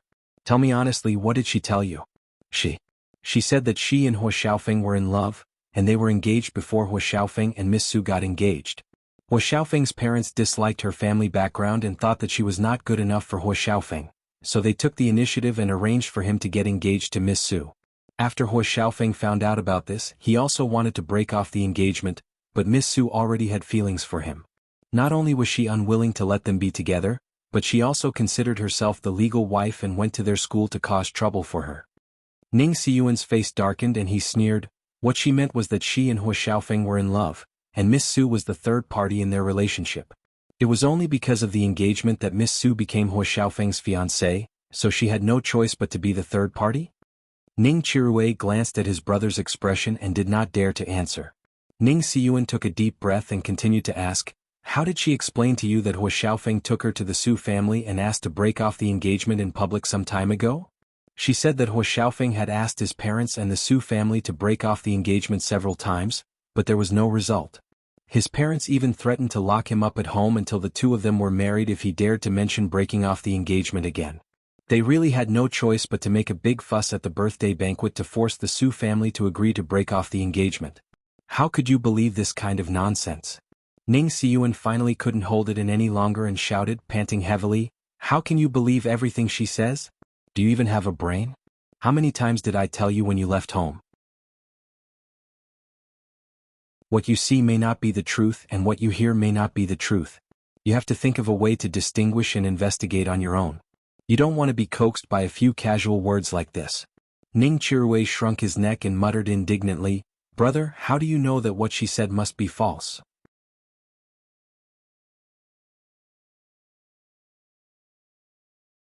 Chapter 159. Ning Chirui was dumbfounded. It took him a while to find his voice. He mumbled, Maybe they knew each other before this and just got back together this year?" Ning Siyuan sneered. "Okay, even if that's the case. She said that Miss Su went to her school to cause trouble. If Miss Su really went to look for her in a public place like the school, there must be someone who saw it, right? Have you checked it out?" Ning Chirui choked and looked guilty. Ning Siyuan sighed and said helplessly, "You said that Miss Su has feelings for him and the Su family is unwilling to annul the marriage. Hua Xiaofeng's parents also looked down on Miss Wen's family background and insisted that Hua Xiaofeng marry Miss Su. That's why they had no choice but to annul the marriage in public.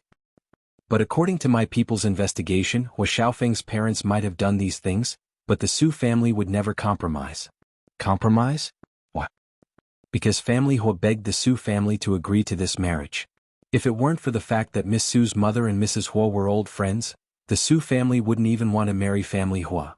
How could they know that Hua Xiaofeng had someone else in his heart and wanted to annul the marriage and still refuse? Ning Chirui was stunned. His heart had already started to waver, but he still said in a low voice, "So, Jingping was deceived?" Ning Siyuan was almost angered to death by his stupid brother. He had been in the business world for many years and had seen all kinds of people.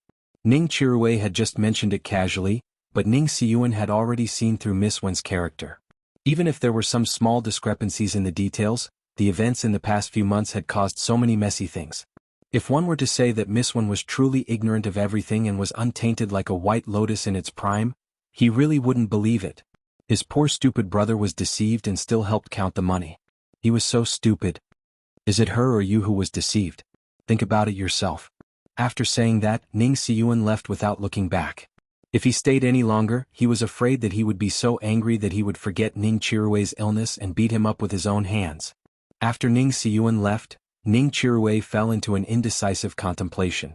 His rationality told him that his brother would not lie to him. There might really be something wrong with Wen Jingping. However, there was always a voice in his head telling him to believe in Wen Jingping. Even if someone was lying, it might not be her. At this moment, Ning Chirui received a call from Wen Jingping. "Brother Chirui, how have you been? You haven't contacted me for a few days. Are you busy?"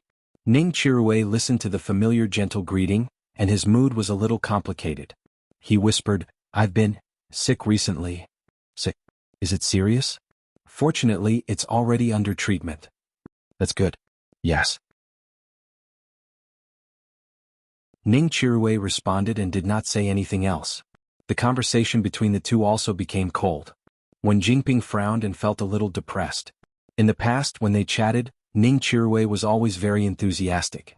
He would take the initiative to talk about his recent schedule and some things that happened at work. There had never been such an awkward silence. Wen Jingping had planned to listen to Ning Chirui's complaints and try to lead him to ask about her recent situation. Then, she would reveal the things on the internet to him and let him take the initiative to ask for help.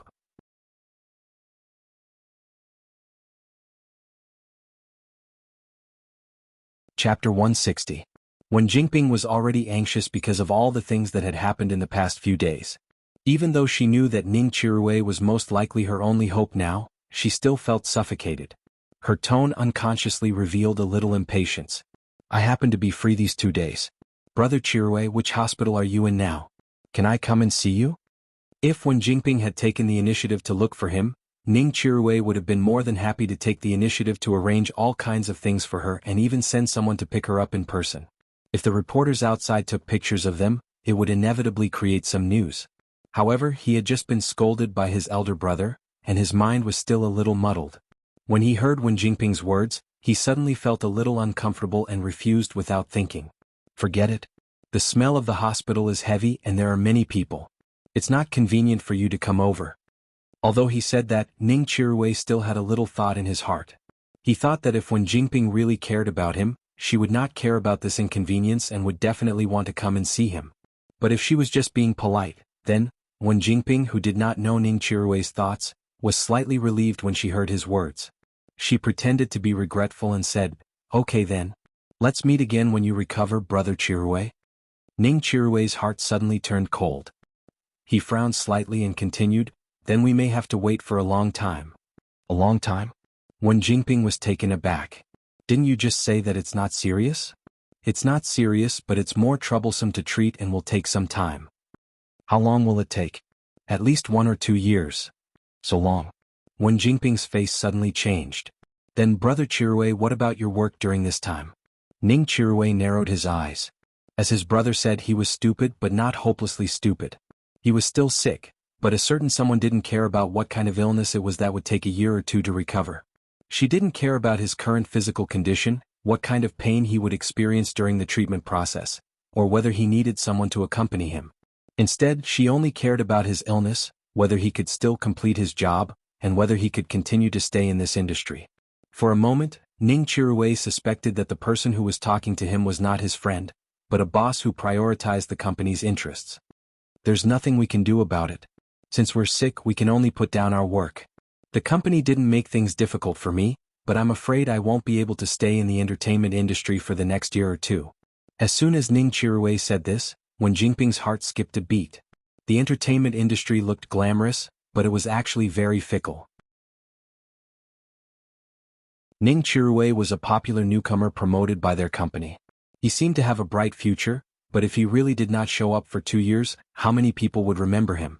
He didn't have any representative works to begin with, and the fans that he attracted with his face alone weren't solid either. In this world, there was no one who couldn't survive without another. After 2 years, how much traffic could Ning Qiruwei attract when he appeared in front of the public again? In Wen Jingping's view, Ning Qiruwei was now a useless pawn of his management company. Could this worthless pawn still help her? Wen Jingping's face was ashen, and she even had some resentment toward Ning Qiruwei in her heart. Why did he have to get sick at this time of all times?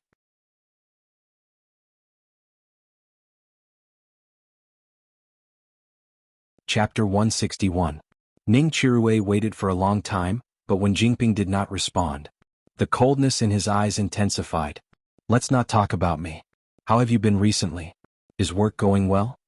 Ning Qiruwei's words successfully pulled Wen Jingping out of her twisted negative emotions. She barely managed to calm herself down and said in distress, "It's not going very well." When Ning Qiruwei heard her words, he vaguely guessed something. He raised his eyebrows slightly and asked calmly, "Did something happen?" "Actually, it's not a big deal. It's just that someone on the same website copied my recipes after watching my live stream and became famous. Originally, I didn't want to make things too difficult for her, so I only posted a post to persuade her to stop such infringement. I didn't expect this person to have such a strong background. Now, many people on the internet are scolding me and the program team is also." Wen Jingping's words were sad and aggrieved. If it were any other day, Ning Qiruwei would have comforted her with heartache. But today, Ning Qiruwei was silent for a moment and asked in a low voice, "Does Hu Xiaofeng know about this?" "Xiaofeng?" Wen Jingping was stunned. Usually, this person would not ask her this question. "Xiaofeng has been busy recently, so I don't want to bother him with such trivial matters." "You don't want to bother him, so you use it to bother me?" Ning Qiruwei suddenly felt a little annoyed. Wen Jingping was dumbfounded. "Just an oh?" Usually, at times like this, you are very enthusiastic, right? Without waiting for Wen Jingping to think more, Ning Qiruwei asked calmly, "By the way, you told me before that Hu Xiaofeng had to break off the engagement with Miss Su in public because the Su family was unwilling to break off the engagement. Did he tell you this or did you guess it yourself?" "Brother Qiruwei, why are you suddenly asking this? Did someone tell you something? How do you know that someone told me something? Can't I be curious?" "That's not what I meant." "So, which one is it?" "He told me and I saw it with my own eyes." "Then you said that Miss Su went to your school to make trouble for you. Was it in public or Was there anyone around? Wen Jingping did not understand why Ning Qiruwei suddenly asked about this, but it did not stop her from feeling guilty. She said she wanted to talk to me alone, so, is there no one around? Yeah. I understand. The warmth in Ning Qiruwei's eyes completely dissipated, and he already had a conclusion in his heart. Wen Jingping could not see Ning Qiruwei's expression, but her intuition told her that something was leaving her. She was inexplicably flustered. Qiruwei, it's time for my treatment. I'll contact you next time. After Ning Qiruwei finished speaking, he did not wait for Wen Jingping's reaction and directly ended the call. Wen Jingping listened to the busy tone and took a while to react. Did Ning Qiruwei hang up on her? Her last hope was shattered, and Wen Jingping could no longer suppress the anger in her heart. She flipped the table next to her. You usually say nice things, but when it comes to critical moments, none of you can be relied on. None of you can be relied on. Wen Jingping threw everything she could get her hands on, and her face became crazier and more twisted. The gentleness she had when she was talking to Ning Qiruwei on the phone just now was nowhere to be seen. Ning Qiruwei hung up the phone and felt that he was a fool for feeling sorry for someone during this period of time.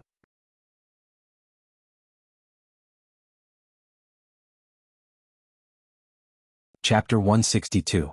Yang Jinyu arrived at this time. When he saw this scene, he thought that Ning Qiruwei had given up on himself because of his illness, so he quickly stepped forward to stop him. What are you doing? Even if you're sick, you can't give up on yourself. Aren't there doctors around? There will always be a way. Ning Qiruwei was slightly startled and looked at Yang Jinyu in surprise. Why are you here? Yang Jinyu saw that Ning Qiruwei did not do anything drastic, so he breathed a sigh of relief and smiled. I sent you a few messages, but you didn't reply, so I knew something might have happened to you. When I called, it was your agent who answered. He told me that you were sick and are now in the hospital, so I rushed over. Yang Jinyu glanced at Ning Qiruwei cautiously as he spoke. Before he came, he had roughly learned about Ning Qiruwei's condition from Ning Qiruwei's agent and knew that it was a serious illness that could become serious if he was not careful. Because of this, when he saw Ning Qiruwei pounding the bed, his first reaction was to think that Ning Qiruwei was worried about his illness. Don't worry. Since we already know about your condition, we will definitely find a treatment soon and let you get better as soon as possible. Okay. Ning Qiruwei had not recovered from the huge shock that the gentle girl he liked was actually a beautiful snake full of lies. His whole body was a little weak. Yang Jinyu saw that he was getting more and more anxious, and a hint of struggle flashed in his eyes. He gritted his teeth and said, Actually, I came here today to tell you that if the hospital can't help, you can try medicinal cuisine. Medicinal cuisine? Ning Qiruwei felt that this term was a little familiar. Well, not long ago, a friend of mine also had a relatively difficult illness. He saw many doctors, but they all said that there was no way. Later, by chance, he drew a medicinal cuisine in a live broadcast room, and it really worked after eating it. Yang Jinyu was about to sell it, but when he looked down, he met Ning Qiruwei's indescribable eyes. What's with your expression? Generally, sentences like, my friend, and my relative, are referring to themselves. Ning Qiruwei looked at him meaningfully. What's the more difficult illness? Is it because you've been with a lot of women and finally got your retribution? Yang Jinyu did not expect Ning Qiruwei's mouth to be so poisonous. He hit the nail on the head and his whole body froze. Ning Qiruwei just said it casually, but he did not expect Yang Jinyu's expression to change after hearing it. It's true. TSK. I can't believe that the CEO of the Yang Group, the famous playboy in the upper-class circle, can't do it. If this were to spread, it would be big news. Ning Qiruwei saw that Yang Jinyu's face was green and white, and he looked like he could explode at any time. He quickly restrained his smile and said, Then continue. After you were impotent, you drew a medicinal cuisine in the live broadcast room. What happened then?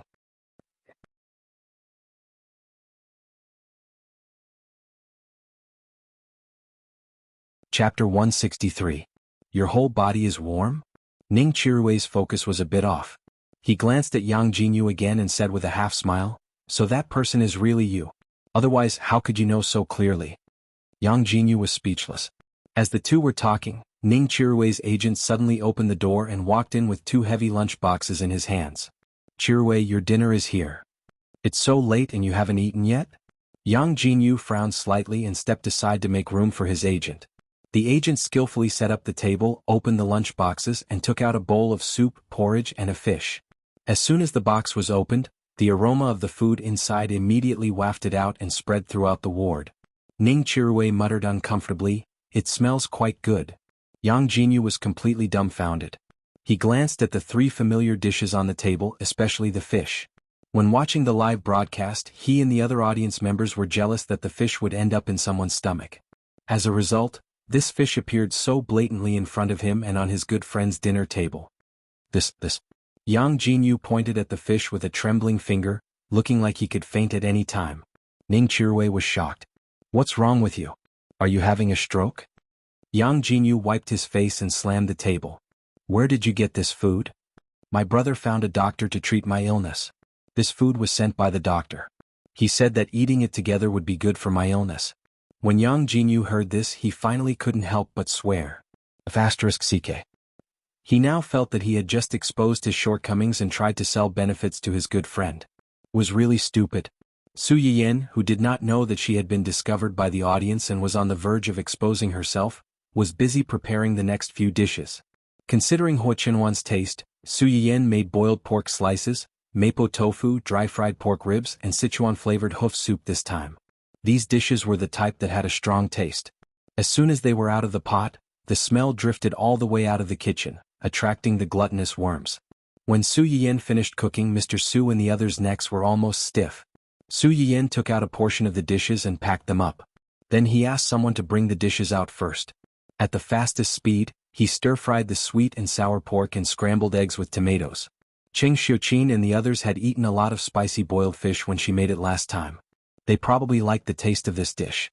It was just that eating too much spicy food would be a burden to the old man's stomach, so they prepared some other dishes for him to choose from. After doing all this, Su Yiyan didn't have time to eat. She first sent out the packed food. It was Gu Xiaoyang who was temporarily assigned to take the food. After Su Yiyan handed the food to him, he gave him a bottle of hot drink. "Thank you for your hard work. This is mint tea. Drink some to relieve your nose's discomfort." Gu Xiaoyang was stunned. He had a slight allergic rhinitis. It was fine usually, but when the season changed or the weather was cold, he would sneeze non-stop. His nose was always uncomfortable. Yu Zian and the others knew about this, but he didn't expect Su Yiyan to be so attentive to find out. She even specially prepared a cup of tea for him.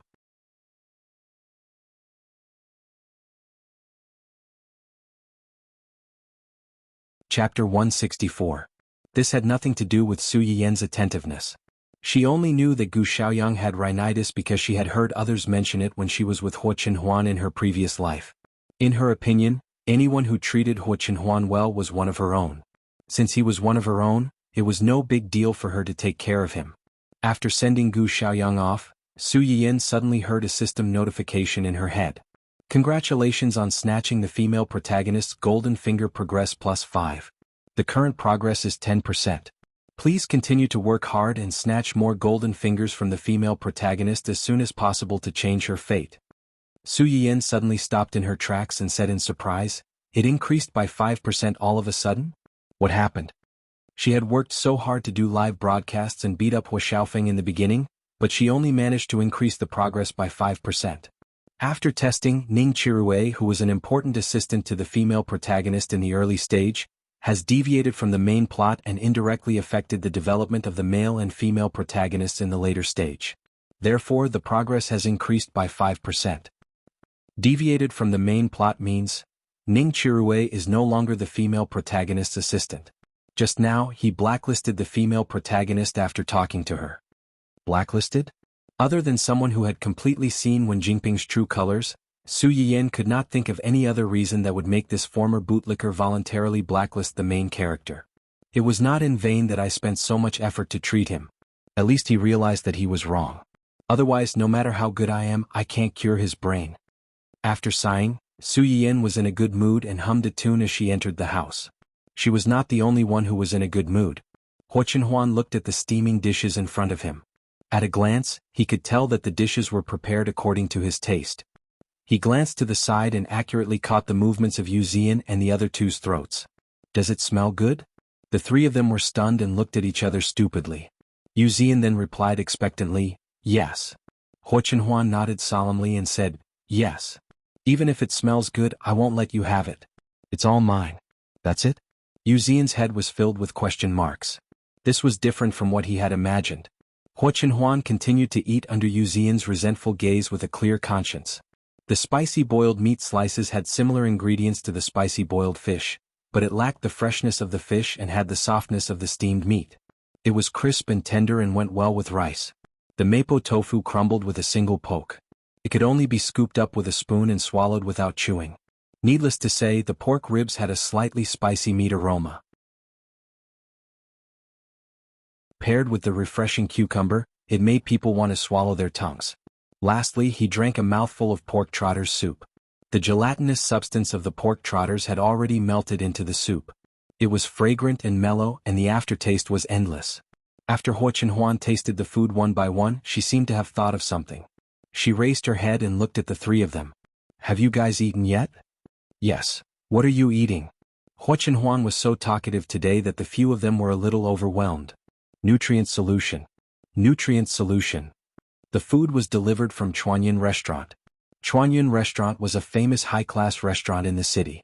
Yu Xian and Gu Xiaoyang immediately glared at the trader who ate all the food by herself. Huo Chenhuan asked excitedly, "Is it as good as Yanyan's food?" "No." Only then did Huo Chenhuan reply contentedly, "Okay." He continued to eat.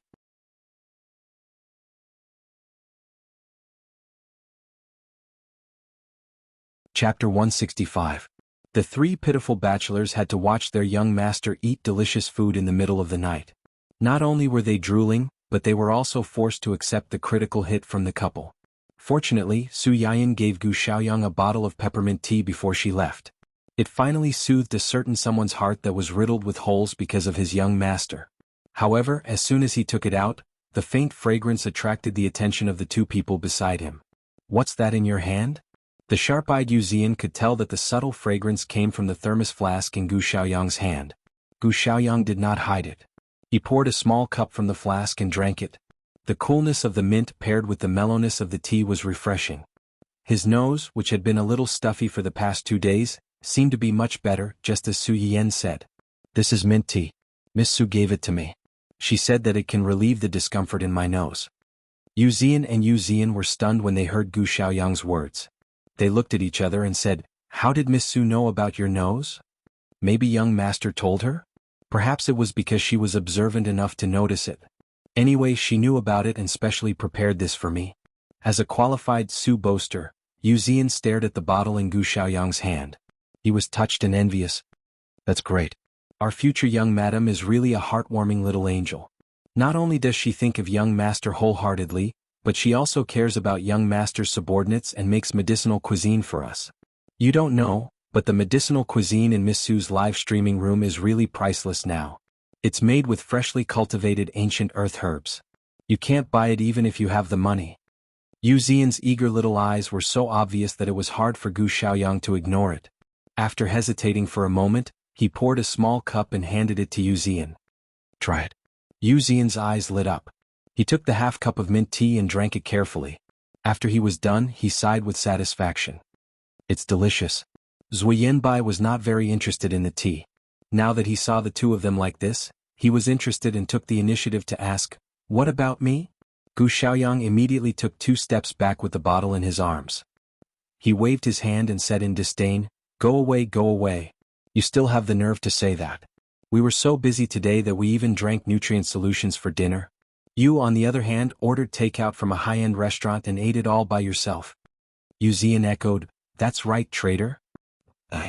If you don't let me drink, I'll tell young master. Think about it. If young master knows that Miss Su specially made a bottle of tea for you, what will the consequences be?" Gu Xiaoyang's expression stiffened. Young master is not that stingy. Young master is indeed generous in other aspects, but when it comes to Miss Su, you know. What they didn't know was that the young master, whom they thought was very stingy, didn't return to his room immediately after dinner. Instead, he sat on the railing on the 2nd floor and looked down at the entire farce below him.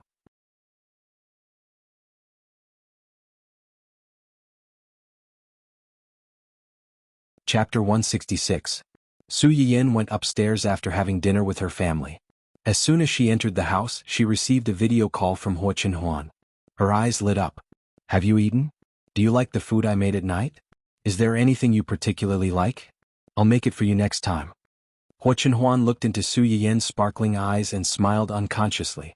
They're all delicious. I like them all. It seems that you still don't have enough choices. I'll make something else for you tomorrow. I know we're going to meet tomorrow. I'll make some snacks for you. Do you like sweet things? Sweet? Hua Chenhuan was stunned. He nodded and said, yes, I like them. Then I'll make egg tarts and cakes for you tomorrow. I'll also make a bottle of freshly ground soy milk. Soy milk is the warmest in this weather. Okay. Hua Chenhuan's eyes showed some expectation. Then he asked in a low voice, did you prepare tea for Xiaoyang today? You saw it. Are you jealous? Su Yiyan knew that Hua Chenhuan was a good person, but he was a little jealous. She hurriedly explained, I saw that he came to get the food alone. It's hard on such a cold day, so I thought I'd help him if I could. To put it bluntly, it's because he's your man that I want to take care of him. If it were someone else, I wouldn't be so carefree. Hua Chenhuan knew what she meant. Just like Gu Xiaoyang, she also knew that she gave him tea because she loved him. In the end, she cared about him. Therefore, when Hua Chenhuan heard them talk about it, he was not angry. Instead, he was more concerned about, they said you're a little angel. Su Yiyan was slightly stunned. She smiled faintly and said, I'm not. You are. Even if I am, I'm only your little angel. Moreover, it's only if you're here. As long as you're here, I'm a little angel. If you're gone, an angel will also degenerate into a demon. Just like you after I passed away in my previous life, you lost your warmth, and in order to take revenge, you didn't hesitate to make the world your enemy. Su Yiyan knew that Hua Chenhuan could appear fearless in front of everyone except for her. He was worried that he would hurt her and be unworthy of her. Su Yiyan wanted to tell him that no one in this world was better than him, that no one was more worthy of her. However, it was useless to talk about this kind of thing. She hoped that she could use her actions to tell him these things and make him feel at ease. Hua Chenhuan seemed to have noticed this as well. The expression on her face gradually softened. Previously, you said that your grandfather wanted to meet me. I'm free these few days. All right, I'll ask Grandpa tomorrow to arrange a time for a family gathering. Hua Chenhuan was warmed by the words family. He agreed without thinking, okay.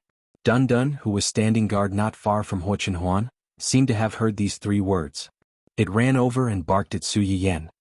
Dun Dun? What's wrong with it? It's probably complaining that we haven't brought it to see its little fiancé for a long time. When Dun Dun heard this, it immediately barked twice in excitement. Obviously, it agreed with this statement very much. Su Yiyan then remembered that during this period of time, she had to take over the entertainment company's affairs and live stream to help her family recuperate. She had forgotten to ask how Ling Xiaoqi was doing.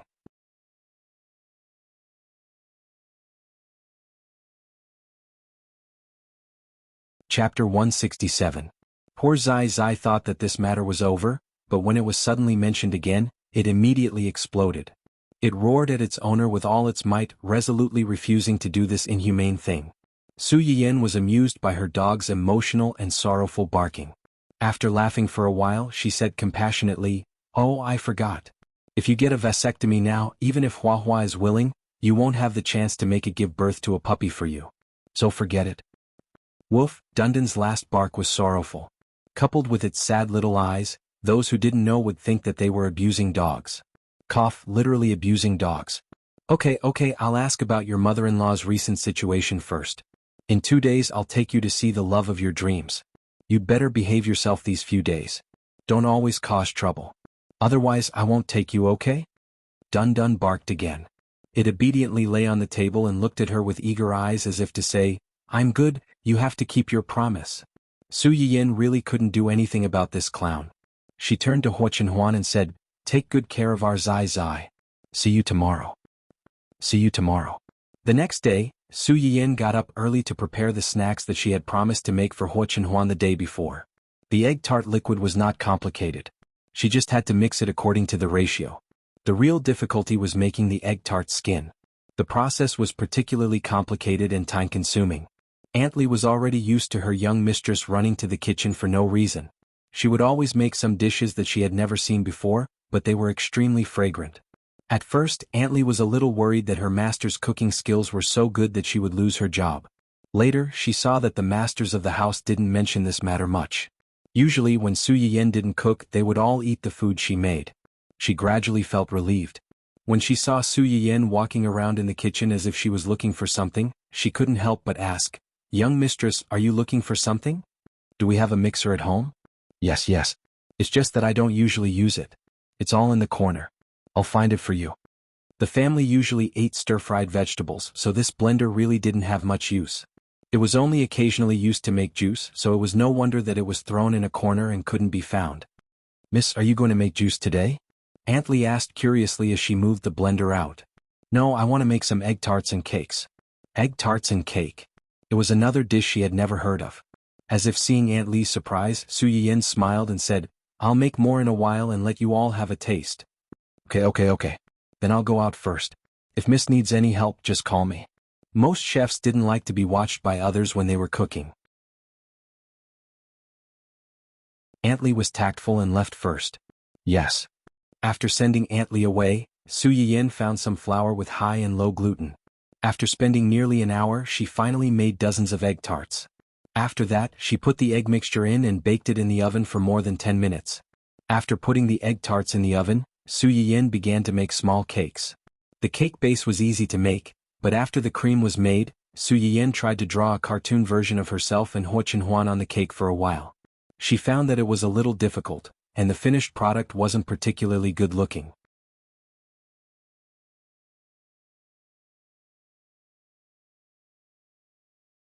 Chapter 168. The sweet aroma of egg tarts and cakes was quite strong, especially when they were baked. It wouldn't be an exaggeration to say that the aroma wafted 10 miles away. The men, on the other hand, weren't particularly interested in sweets. Although they felt that the aroma was really fragrant, they didn't show any shameful expressions of desire. Cheng Xiuqin and Qin Shueru weren't as calm as them. They followed the aroma all the way to the kitchen and asked eagerly, "Yanyan, what delicious food are you making now? Why is it so fragrant? Is it ready?" Okay, these are egg tarts. Eat them while they're hot. The egg tarts won't be crispy when they're cold. As for the cake, I left a big one for you. I'll bring it out later. Cheng Xiuqin took the plate of egg tarts from Su Yiyan and happily followed Qin Shueru out.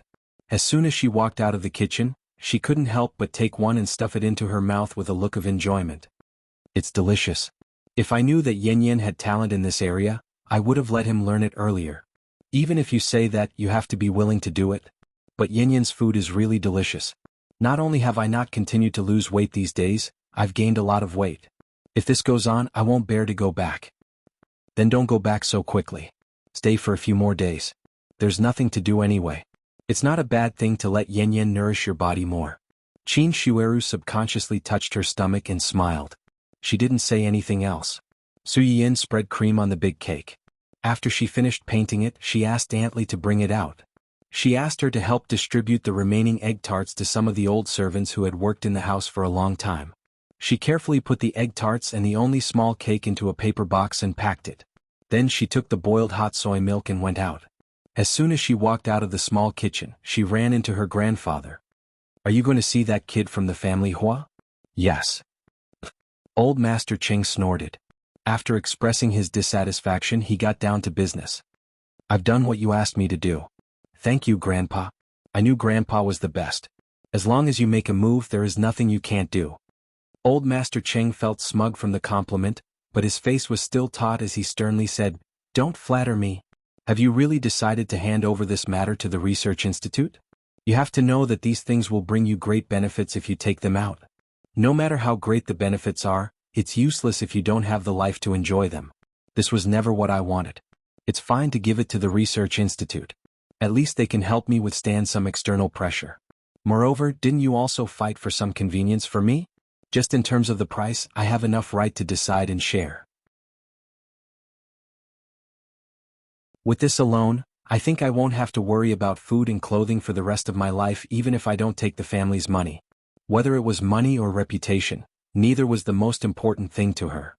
To put it bluntly, she had chosen to let her grandfather hand those things over to the Research Institute because she hoped that the Research Institute would owe her grandfather a favor and seek protection for herself. If something like her previous life happened again in the future, at least someone would stand up and protect her family. Not everyone in this world was selfish and not everyone was selfless. When the things you want to do inevitably touch the interests of some people, the only way to prevent yourself from being hurt is to let the people's long-term interests coexist with you.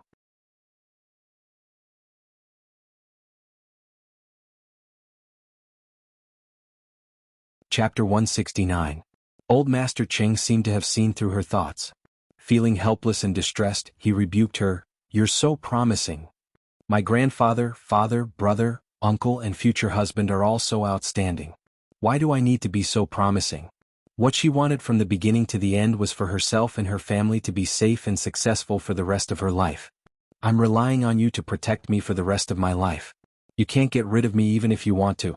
Old Master Ching rolled his eyes at her. "Forget it. Since you have your own ideas, I won't ask you anymore. It's fine as long as you know what you're doing." Su Yiyan's heart warmed. She was extremely grateful for this old man's tolerance and love for her. Even when she had taken out those things for the first time and showed them to him, he had obviously been extremely surprised. However, after she expressed that she didn't want to say more, he chose to be tolerant and didn't ask any more questions. He even took the initiative to help her make up an excuse to fool the people in the research institute. After they finished talking about business, old Master Ching didn't ask her to stay any longer. He only reluctantly reminded her, "You must come back before 10 o'clock tonight." Ching Xiuqin and the others chased after them and added, "You can't stay overnight. You can't kiss. You can't do anything other than holding hands." Su Yiyan? Aren't you guys thinking too much? When Hua Chenhuan saw Su Yiyan, the first thing he saw was her almost completely red ears. He raised his eyebrows slightly and vaguely guessed something. "Did you wait long? Sorry for the delay." When Su Yiyan saw Hua Chenhuan's eyes light up, she immediately went forward and hugged him. In fact, she wanted to hang her whole body on Hua Chenhuan's body and be at ease as a human pendant. Unfortunately, it was a little difficult for Hua Chenhuan to fulfill her wish now. When she thought of this, Su Yiyan couldn't wait to get married. As long as she got married, she could logically move into the family Hua mansion and start her treatment. "It's fine, we just arrived." Hua Chenhuan held Su Yiyan's cold hand and rubbed it. She frowned and said, "It's cold outside. Let's get into the car first." "Yes." As soon as the two of them got into the car, Su Yiyan took out the cake and egg tarts from the box. "These are the cakes and egg tarts I made. Try them and see if you like them. Oh, by the way, there's also soy milk. I ground it just now and it's still warm. Drink some to warm your body first." Hua Chenhuan took the soy milk and touched it. Sure enough, it was still warm. It felt warm and comfortable in her hands. However, his first thought was not to drink it. Instead, he pulled Su Yiyan's hand and covered it with his. As a result, the scene in the car changed to Su Yiyan's hand holding the cup, and Hua Chenhuan's hand covering the back of Su Yiyan's hand. Her palm and the back of her hand were both warm. Soon, Su Yiyan's cold hand was warmed up. Yu Zian sat in the driver's seat. He wanted to see what was going on in the back seat through the rearview mirror. What entered his eyes was this sparkling scene. It almost blinded his titanium dog eyes. "Your scarf." Su Yiyan's hand was covered. She finally noticed the snow-white scarf that Hua Chenhuan was wearing today. Wasn't this one of the scarves that she had chosen for Hua Chenhuan when she went shopping with him last time? "It doesn't look good?" "No, it looks good, very good. You're super handsome today." "Yes." Hua Chenhuan's eyes lit up, and the tips of her ears turned red.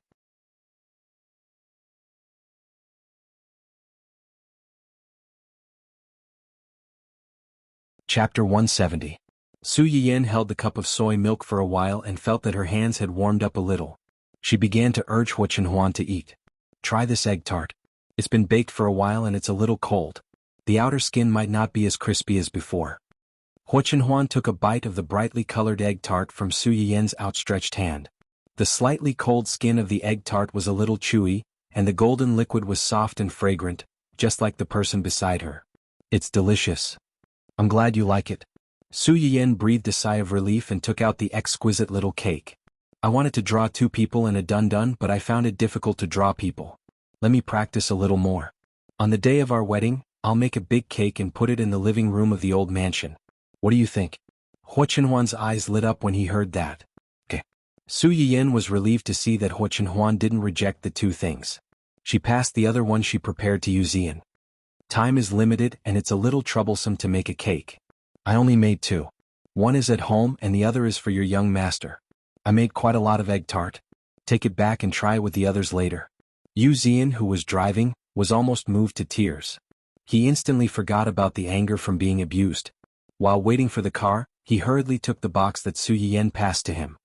Thank you, Miss Su. I'll definitely take it back and share it with the others. Yu Zian stole a glance at Huo Chenhuan when he said this. Seeing that he didn't have any reaction, he happily placed the box of egg tart in the front seat. He couldn't help but take a few glances at it before he drove off. Those who didn't know better would think that he was looking at his dream lover. After arriving at the hospital, Huo Chenhuan accompanied Su Yiyan upstairs while Yu Zian waited downstairs. As soon as the two of them left, Yu Zian shot a short video.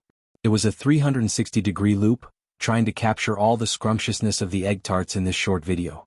After taking the picture, Yu Zian enjoyed it for a while before sending it to the group of 3. He said happily, "Look, what's this?" Although Zhu Yanbai and Gu Xiaoyang were both in the company, their working hours were relatively flexible, so they replied almost instantly. Li Gu Xiaoyang, F***CK. What kind of peerless cutie, no peerless delicacy was this? Hand it over and I won't kill you. Silence like a pine tree. Is this food? Fisherman Zian. Hee, I didn't waste so much effort to get this spot today. Young madam made some snacks and drinks for young master, and she also prepared some for us. She was so considerate and kind. Sob, sob, sob, I was so touched that I was about to cry. Li Gu Qiayang, jealousy makes me ugly. JPG, jealousy makes me cry. JP, jealousy makes me dissociate. JPG, crying. JPG, why wasn't I the one who went with her today? Quiet as a pine. Us? So all of us have a share? Fisherman Zian, it's me and Xiaoyang. You don't have a share. Li Gu Qiayang, yes, you don't have a share. It's all me and Zian's, blissful. JP, quiet as a pine. You guys are openly abusing your power for personal gain and embezzling public property. Fisherman Zian, so what? Young madam only said that she would let us have a taste. She didn't mention any names. Since it's in my hands, I have the final say. Li Gu Qiayang, that's right. Traitors have no right to speak. Get lost. Righteous. JPG.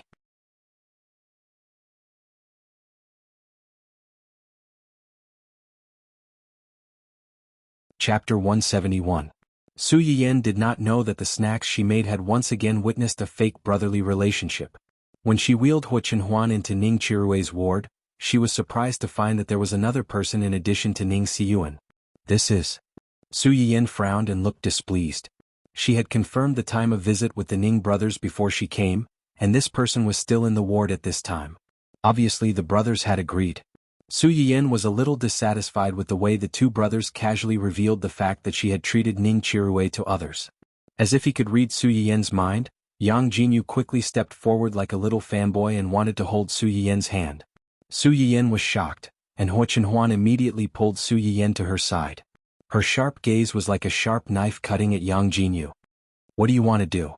Yang Jinyu thought that he had seen a lot of big shots, but when he met Huo Chenhuan's gaze, he could not help but feel scared. When he saw Su Yiyan's guarded gaze, he also realized that he had lost his composure. He laughed dryly and said, Sorry, I was too presumptuous.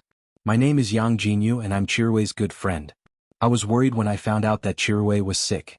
After knowing that Miss Su had a way to cure him, I was a little excited. Please forgive me for offending Miss Su. I really don't mean any harm. As Yang Jinyu spoke, he automatically took a few steps back to show that he was harmless. Ning Xiyuan saw that the atmosphere was a little awkward, so he quickly stepped forward to smooth things over. Jinyu and us brothers grew up together. When Chirui was sick, he was also concerned and insisted on staying to see you. We were too presumptuous. If Miss Su minds, we won't let him come next time. Since Ning Xiyuan had said so, Su Yiyan did not pursue the matter. After all, she did not explicitly ask the brothers not to spread news about her. It's okay, but next time, I hope that President Ning will let me know in advance so that I can be mentally prepared. Of course. Just as Su Yiyan expected, after she left yesterday, Ning Xiyuan asked the doctor in the hospital to do a full-body checkup on Ning Chirui. He did it again after eating the medicinal cuisine she sent over. Although the effect was a little subtle at first, after taking a few medicinal meals, Ning Chirui's illness did improve a little in terms of overall data. In Ning Xiyuan's opinion, this was still far from enough. However, to the doctors in the hospital, It was already considered a miracle to be able to achieve such results in such a short period of time.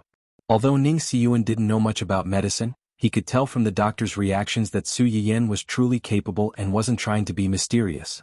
His attitude towards Su Yiyan was much warmer than before. Seeing that Su Yiyan's expression was slightly better because of his words, Ning Xiyuan breathed a sigh of relief. He took the initiative to change the topic. "Miss Su, this is my fiancé Hua Chenhuan." As soon as she said this, Ning Xiyuan and Yang Jinyu looked at each other and saw a trace of surprise in each other's eyes.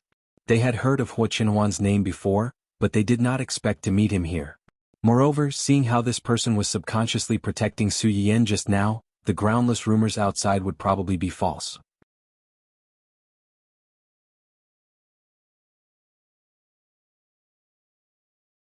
Chapter 172. No one disliked being praised for having a good relationship with the person they liked, and Su Yiyan was no exception. She smiled faintly and glanced at Hua Chenhuan with a smug look that said, "You don't have to tell me that." The coldness in Hua Chenhuan's eyes dissipated when he saw her like this, but he ignored Ning Xiyuan and simply said, "Let's get down to business." The sooner they finished, the sooner they could leave. He really did not like the way these men looked at his wife. Su Yiyan saw his impatience and wanted to get it done quickly. She patted Hua Chenhuan's shoulder to comfort him and walked to Ning Chirui's bedside. "Have you eaten all the food that was delivered these 2 days?"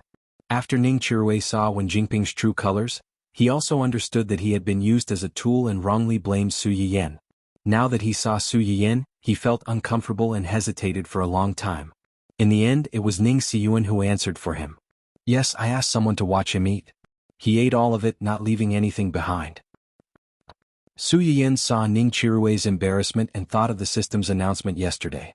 She turned her eyes slightly and joked, "Is it delicious?"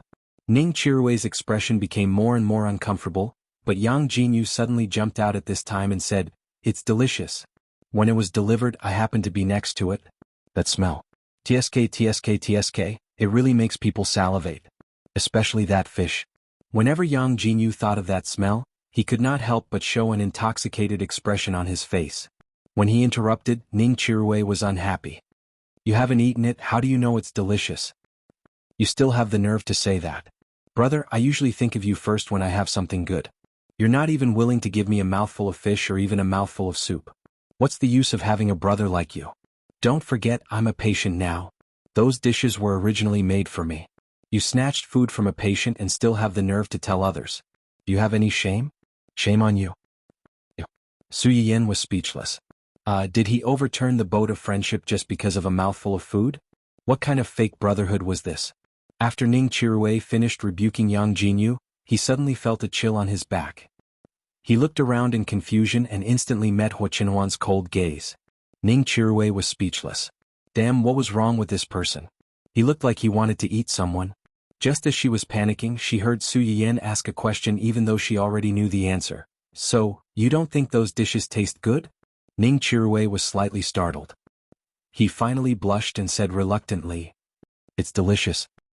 Since you're willing to cooperate, let's proceed with the next treatment. As usual, leave only a few people in the ward. Don't let anyone disturb you. Don't worry, during this period of time, only our people will be on this floor. No one will disturb you." "That's good." Although Yang Jinyu had been reminded before not to make a fuss no matter what he saw, he could not help but gasp when he saw Su Yiyan take out a large row of needles and intend to stick the needles into Ning Chirui's body. Just like the day before, Su Yiyan's acupuncture points were mostly on the back. The difference was that this time she inserted a few more places than before. Moreover, she had not prepared the moxibustion the day before, so the effect would be better. Yang Jinyu watched as Ning Chirui was pricked by needles and scalded by the finger-like fragrance. He suddenly felt that the world was a bit mysterious.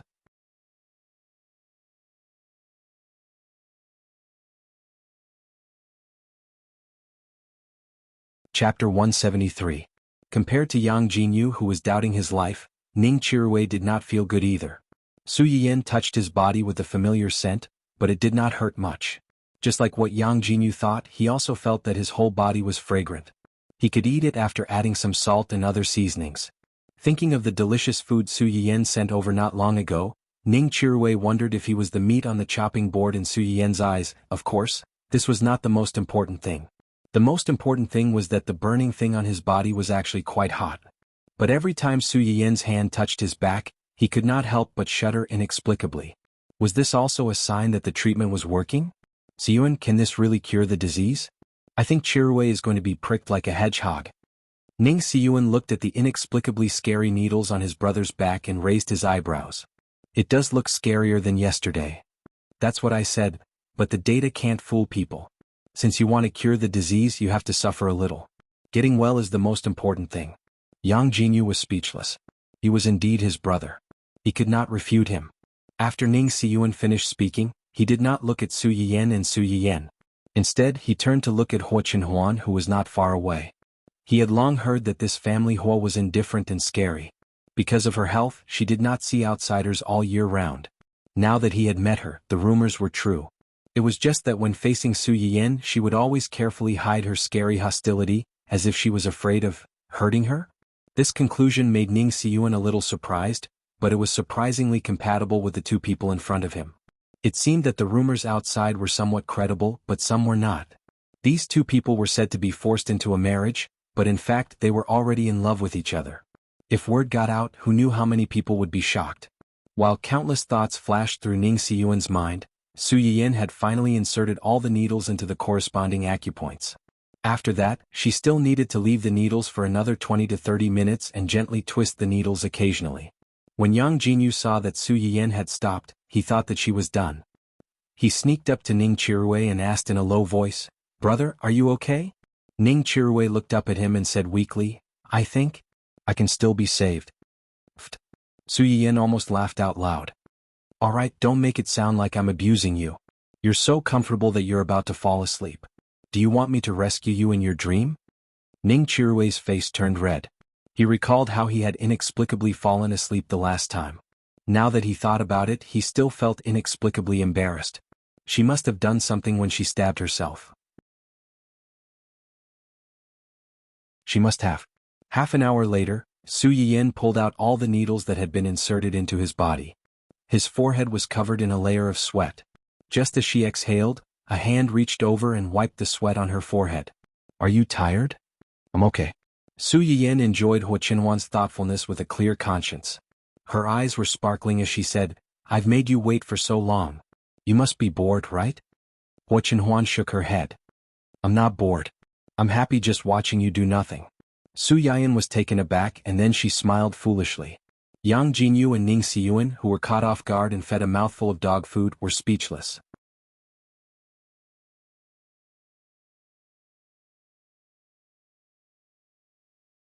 Chapter 174. Su Yiyen was happy that Hua Qinhuan dared to say sweet nothings to her in front of so many people, but she also desperately wanted to spend time with Hua Qinhuan alone. Therefore, after Hua Qinhuan helped her wipe her sweat, Su Yiyen immediately turned to look at Ning Siyuan and said, "Today's treatment will end here. I'll come back in a week. Remember to send someone to collect the remaining medicinal cuisine from my house on time. I've already stewed it before I came out tonight. You can send someone to collect it when it's time. My housekeeper will bring it to you." Ning Siyuan understood why the housekeeper was the one to collect it and not Su Yiyen herself. He glanced at the two of them and smiled faintly. "Okay, I'll send someone over on time. If there's nothing else, we'll take our leave first." "Okay, I'll send you out." "No need, we can go out on our own. You stay here and take care of your brother." "This?" Ning Siyuan still wanted to say something, but Yang Jinyu had already interrupted. "I'm going back too. Siyuan, you stay here and accompany Chirui. I'll send them out." "Okay then." As soon as the three of them left, Ning Chirui could not help but ask his eldest brother, "Brother, do you think Su Yiyen can really cure my illness? It's an undeniable fact that your physical condition is getting better. Even if she can't completely cure you, it's good to stabilize your condition and prevent it from getting worse." "That's true." Ning Chirui nodded, but he was not optimistic. "But brother, don't get your hopes up. If she can really cure my illness, why doesn't she treat her fiancé's leg? Maybe she wants to treat it, but she hasn't cured it yet. Don't you need to treat your illness for a while to know if it can be cured?" "Brother, what you said makes sense. I just hope that she can really do it." Ning Chirui pondered and frowned. "I didn't expect her fiancé to be Brother, do you think the two of them really have feelings for each other? Didn't you just see it? Ning Qiruwei thought of how much public display of affection he had just witnessed. He choked and muttered indignantly, what we see may not be true. Maybe it's just an act for us. Ning Siyuan was amused by his words. Who do you think you are that she has to put on an act for you? Do you know who was in the wheelchair just now? Hua Xiaofeng's uncle? That's because you're inexperienced and don't understand. The outside world had never associated him with Hua Xiaofeng's family. It was too degrading. Even I, strictly speaking, have to call him Uncle Hua or even Master Hua. Is he that powerful? Ning Qiruwei was taken aback. In the upper-class society, the titles uncle and grandpa referred not only to seniority, but also to status and ability. Ning Siyuan sighed helplessly as he looked at his younger brother, who always appeared especially naive and sweet at times like this. I see that your attitude towards that Miss Su isn't as repulsive as before. If that's the case, be nicer to her in the future. First of all, she's treating your illness now. Whether it's you or our family, we all owe her a favor. Second of all, you saw it just now. That gentleman dotes on Miss Su like she's his treasure. If you're still so insensible, I can't protect you.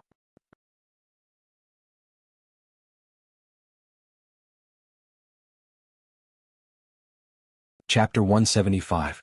Su Yiyan pushed Hua Chenhuan out, and Yang Jinyu followed behind like a little tail.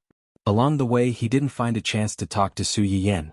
Seeing that the two were about to leave the hospital, Yang Jinyu finally couldn't help but step forward and say, Miss Su. Su Yiyan paused and turned to look at him in confusion. Mr. Yang, is there anything else? Air? Yang Jinyu felt a chill at the back of his head when Hua Chenhuan suddenly glanced at him coldly.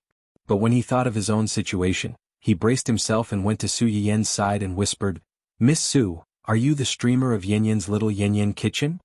You are. Su Yiyan's eyes narrowed slightly, and she subconsciously glanced at Hua Chenhuan.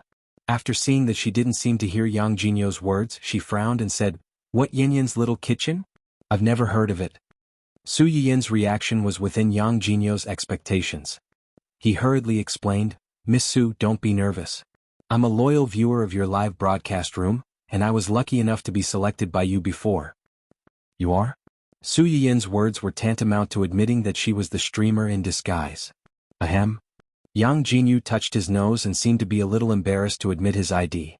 I'm that, golden gun will not fall.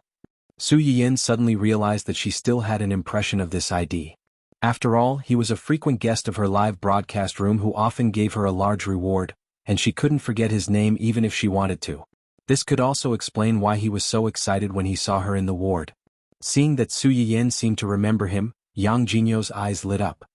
He said awkwardly and flatteringly, Well, Miss Su, can I have a word with you? Su Yiyan raised his eyebrows. He could understand the man's previous problem. He lowered his head and reported to Hua Chenhuan, This is one of my former patients. I'm going to talk to him for a while. I'll be back soon. Wait for me here. After saying that, he kissed his hand and then pressed it on Hua Chenhuan's face. Yang Jinyu? What kind of operation was this? Hua Chenhuan's originally gloomy face was also dazed by her kiss. Su Yiyan, on the other hand, revealed a mischievous smile and said cheerfully, Before we came out, my parents specifically told me that we're not allowed to kiss. Yang Jinyu. So you used this method with your fiancé. Ahem, no wonder you're a streamer. You really know how to play. Hua Chenhuan was teased by her, and the coldness on his face dissipated a lot. He reluctantly said, Go early and come back early.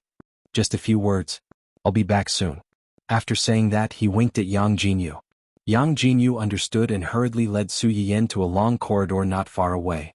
This way, Hua Chenhuan could see them and not let him hear their conversation. Tell me, how did you recognize me? Why are you looking for me?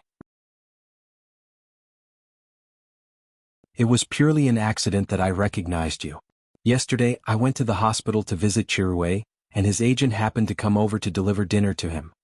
Su Yiyan understood instantly. This person was a viewer of her live broadcast room. During her live broadcast yesterday, he also gave her a few rewards. Naturally, he knew what she had cooked yesterday afternoon. These dishes appeared at Ning Qiruwei's place shortly after that, so it was not surprising that he would be suspicious.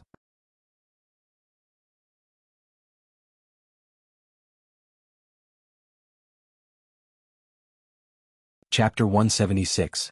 Treat you too. Su Yiyan looked surprised. She subconsciously took 2 steps back and looked Yang Jinyu up and down. She found that he did have some physical problems, but they were not too serious. Didn't the soup last time work? Su Yiyan agreed to come over and talk to Yang Jinyu alone because she wanted to know the effect of her previous tonic soup. After all, Hua Qinhuan's problem was not just her legs. It worked. Yang Jinyu hurriedly responded and then said a little embarrassedly, I drank the soup at that time and it worked on the same day. But a few days later it was... Su Yiyan breathed a sigh of relief. She had a rough understanding.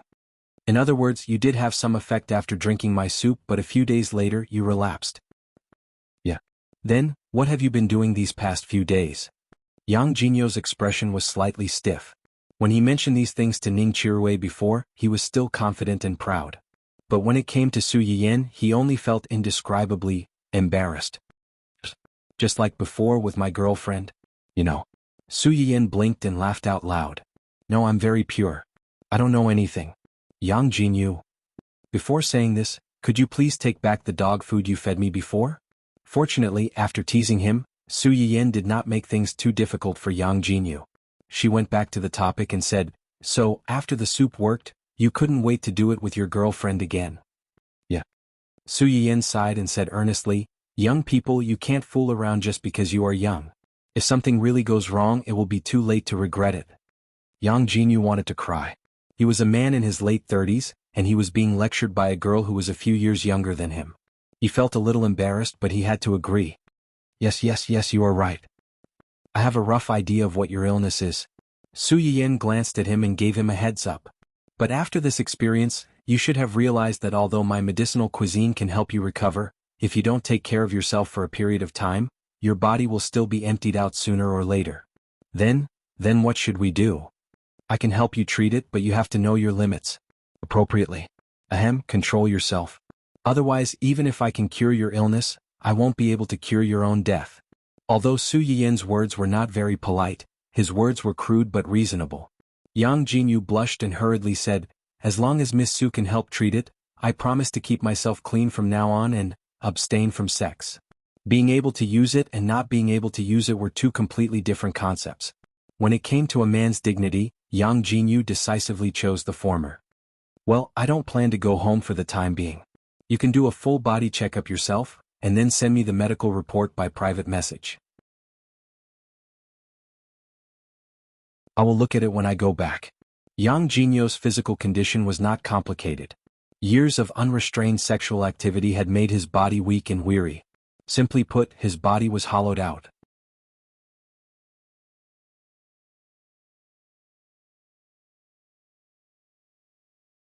Chapter 177. Yang Jinyu was greatly relieved when he saw that Su Yiyan had agreed. It was a piece of cake for him to send a medical report. The hospital that Ning Qiruwei worked in was owned by his uncle's family. Not to mention other things, confidentiality was guaranteed to a certain extent. Okay. I'll do a detailed full-body examination and send it to you later. That's it then. Contact me if you need anything. After Su Yiyan confirmed that the medicinal cuisine she made was indeed effective, she was not in the mood to chat with Yang Jinyu anymore. She ran back to Hua Qinhuan happily and continued to push him out. Are you very happy? Yes. Su Yiyan did not hide her joy. Her eyes turned slightly and she said slyly, you saw it just now, right? Hua Qinhuan thought that she was talking about the scene where the two of them stood in the corridor and talked. His eyes darkened slightly and he said coldly, I saw it. Su Yiyan had always been sensitive to Hua Qinhuan's emotional changes. She stopped immediately and walked around to Hua Qinhuan. She leaned over and looked at him in the eye. Are you angry? Hua Qinhuan looked at Su Yiyan's face, which was close to him. The rebuttal that was on the tip of his tongue turned into a jealous complaint. You smiled so happily at him. Su Yiyan laughed. I wasn't smiling at him. I was happy that his condition has improved. Hua Qinhuan's face was still ugly, and he looked away to avoid eye contact. Su Yiyan had no choice but to blush and say truthfully, his illness is similar to yours. Hua Qinhuan's expression changed slightly. He suddenly understood something and his face was a little ugly. Don't be angry. What I meant was that you saw how I treated Ning Qiruwei, right? Hua Qinhuan was stunned and a little embarrassment flashed across his face. You also saw that I can treat people, and the method I use is different from the usual treatment. So, are you willing to believe me? One day I will cure you, whether it's your leg or... Su Yiyan seemed to be afraid that Hua Chenhuan would be hurt and sad, so she hurriedly explained, "Of course I don't care about how you look now. I just hope that you can get better than now." Before Su Yiyan could finish, she was interrupted by Hua Chenhuan. "I know. That's good." Su Yiyan breathed a sigh of relief. "The reason why I talked to him alone just now was because it was related to a man's dignity. Of course. I was also curious about the effects of the food I gave him before. The reason why I laughed was because he told me that those things were effective." "At that time you were thinking about me?" "Yes." Su Yiyan blushed slightly and said embarrassedly, "I was thinking about the same illness. It was effective for him, so it doesn't make sense that it wouldn't work for you." When Hua Chenhuan heard this, she no longer remembered the sour feeling she had when she saw Su Yiyan smiling so happily at a strange man. She reached out and touched Su Yiyan's face, smiled and said, "Thank you." Su Yiyan took the opportunity to hold Hua Chenhuan's hand and smiled slightly. "Why are you thanking me? If you want to thank me, wait until I cure you in the future." "Okay." Hua Chenhuan looked at Su Yiyan's shining eyes, and her mood was affected. "Don't worry, you can take your time. Even if you can't cure me, it doesn't matter."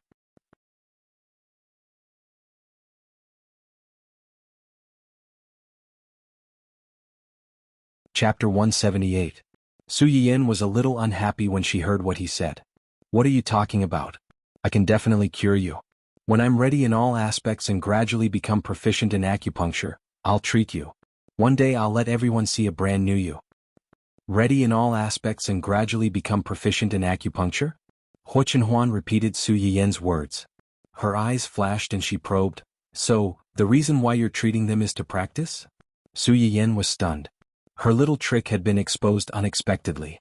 It was really difficult to resist. You can't put it that way. Although I'm not very proficient, I'm treating them seriously. You can't completely say that I'm using them as practice." Hua Chenhuan was not so easily fooled by her.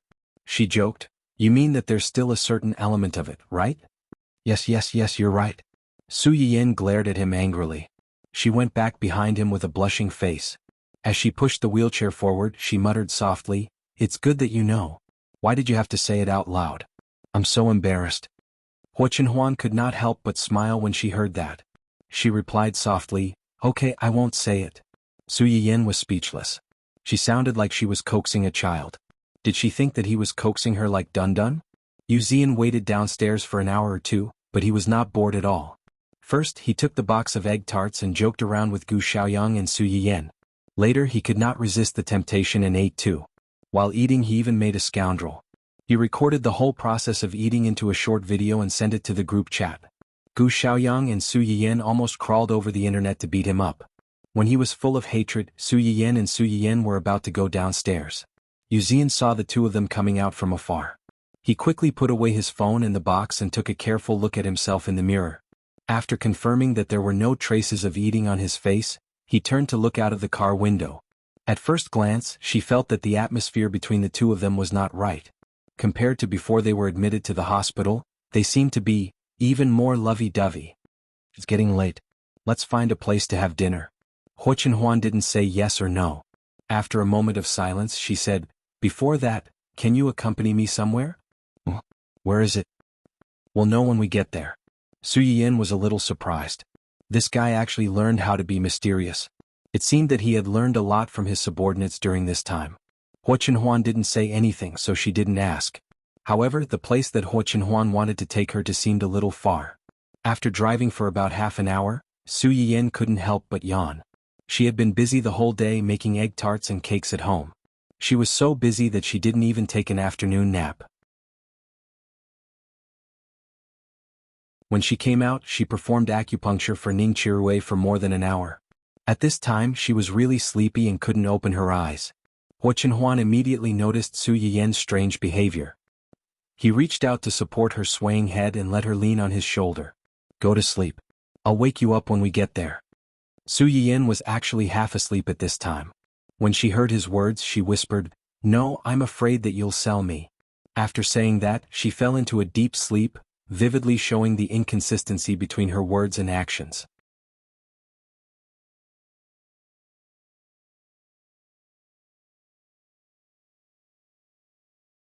Chapter 179. Su Yiyin woke up after a series of jolts. The sky was completely dark and she could hear the sound of rolling water.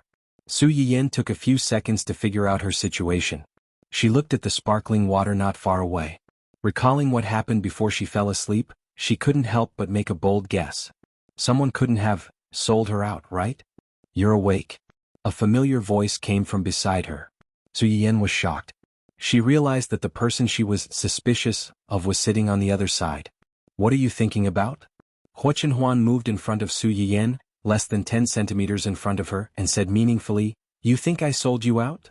Su Yiyin laughed foolishly and changed the topic. "Where are we? I think there's water outside." "It's a small island in the suburbs." "Small island?" Fortunately, Su Yiyin wasn't drinking water or she would have choked. "Why did you bring me here in the middle of the night? Are you plotting something against me?" "Yes." Hua Chenhuan admitted that he was plotting something against his future wife. "Su Yiyin? Do you have to be so honest? Should I cooperate or not? We'll talk about the rest later. Let's eat first." Hua Chenhuan pulled Su Yiyin out of the cabin. Su Yiyin realized that they were indeed at the edge of a small island. The water in the distance was dark and looked a little gloomy. Fortunately, the boat and the beach they were on were brightly lit. They could see the end of the boat at a glance, so it wasn't particularly scary. The two's dinner was personally delivered by the boat's chef. The taste wasn't bad, but it was still edible. It was quite romantic to enjoy a candlelight dinner with the person you love on a yacht. The premise was that they had to ignore the sea breeze that almost blew them into idiots. Hua Chenhuan seemed to have realized the drawbacks of this arrangement. As soon as they finished dinner, she suggested, "Do you want to go up and take a look at our manor?" "What's mine is yours. This island is ours. Naturally, the manor on it is also ours." Su Yiyin's eyes lit up. Sure enough, she was persuaded. "Okay, it just so happens that I haven't seen the manor on the island. I'll take you there." "Yes." The manor that Hua Chenhuan mentioned was actually quite a distance away from the coast, but the two of them had just finished eating, so they could use this opportunity to take a walk to digest their food. "This island looks pretty." Although it was night time, they could still see the large green plants planted on the island. The fine sand on the beach should have been filtered in advance. Under the reflection of the light, it shone like the starry sky. It was very comfortable to step on. "There's no way there's no news about such a beautiful island. I've never heard of such a beautiful island before." Hua Chenhuan saw that she liked the island. The corners of her lips curled up. She explained, "This island is private. It has never been disclosed to the public before. Naturally, there's no news about it." Su Yiyin nodded, indicating that she understood. If she owned an island alone, she wouldn't want to disclose it either. She wouldn't want her private territory to become a place for other people's entertainment. It would cause her to be disturbed. Hua Chenhuan saw that she didn't speak. She suddenly turned her head and asked, "Aren't you going to ask me why I don't disclose it to the public?" "What?"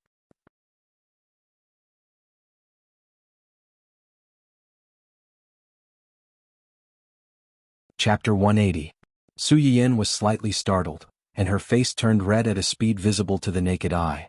Before this, she was the one who teased Hua Chenhuan most of the time. Why did it suddenly turn around today? She was afraid that this guy had not only learned how to flatter his subordinates, but also learned all kinds of flirting words. Su Yiyin was already unable to resist him when he didn't say flirtatious words. Now that he was saying flirtatious words, Su Yiyin couldn't stop the smoke from coming out of her head. She was excited and shy at the same time. Hua Chenhuan didn't seem to intend to let her go so easily. Seeing that she didn't speak, he asked again, "Why don't you ask me who I like?" Su Yiyin thought to herself, "Who else can you like besides me?" But if she really said this, it would be too narcissistic. Su Yiyin held back for a while, but in the end she followed his words and asked, "Who do you like?" Hua Chenhuan suddenly turned his head and looked straight into her eyes. He smiled and said, "You." These two short words were more straightforward and sweet than any words of love in the world. Su Yiyin's face turned completely red. "Do you mean that this island is for me?" "Yes." Su Yiyin didn't argue and accepted it all. "Thank you. I want a reward." "What?" Hua Chenhuan didn't directly answer her question. He smiled and asked again, "Do you like this island?" "I like it. I gave you such a beautiful island that you like so much. Can't I ask for a reward?" Su Yiyin raised her eyebrows and was a little curious. "What reward do you want?" "Lower your head." Su Yiyin looked at him doubtfully, but still lowered her head and moved closer to him. You. Before she finished speaking, Hua Qinhuan had turned his head and kissed her on the cheek. Su Yiyan was startled. Just as she was about to denounce him, she met a certain someone's deep eyes that were mixed with a little bit of light. In his previous life, Hua Qinhuan's deep and sharp eyes were like a black hole in the universe, cold and dangerous. At this moment, Su Yiyan felt as if many bright stars had suddenly appeared in the universe, illuminating the original darkness and making him warm and soft. He was no longer like before, with spikes all over his body and repelling people thousands of miles away. Scared silly? I didn't. Su Yiyan seemed to have woken up from a dream. She snorted coldly and said, I just remembered that before I came out, my parents and brother repeatedly told me not to do anything more intimate than holding hands with you. If they find out what you're doing now, my father and brother will definitely not let you off easily. Hua Qinhuan was not frightened by Su Yiyan's words at all. She chuckled and said, What about you? What? I did this to you. What are you going to do to me? I'll let it go this time, but there won't be a next time.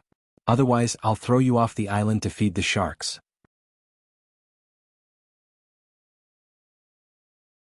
Hua Qinhuan looked at her faintly and said with a faint smile, Can you bear to do that? Su Yiyan flew into a rage out of humiliation. See if I can bear to do that. As the two bickered, they had slowly walked to the edge of the manor.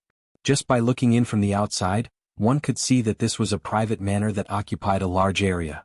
The main building could not be seen under the curtain of the night, but at least as far as the eye could see, there was no end in sight. You're tuning in to the Han Li's Wuxia Adventures YouTube channel. We're so grateful for your support, and don't forget to subscribe to join us on this incredible journey through captivating stories. Your generosity through donations truly makes a world of difference, as it's the primary source of revenue that allows me to expand and enhance this channel for you.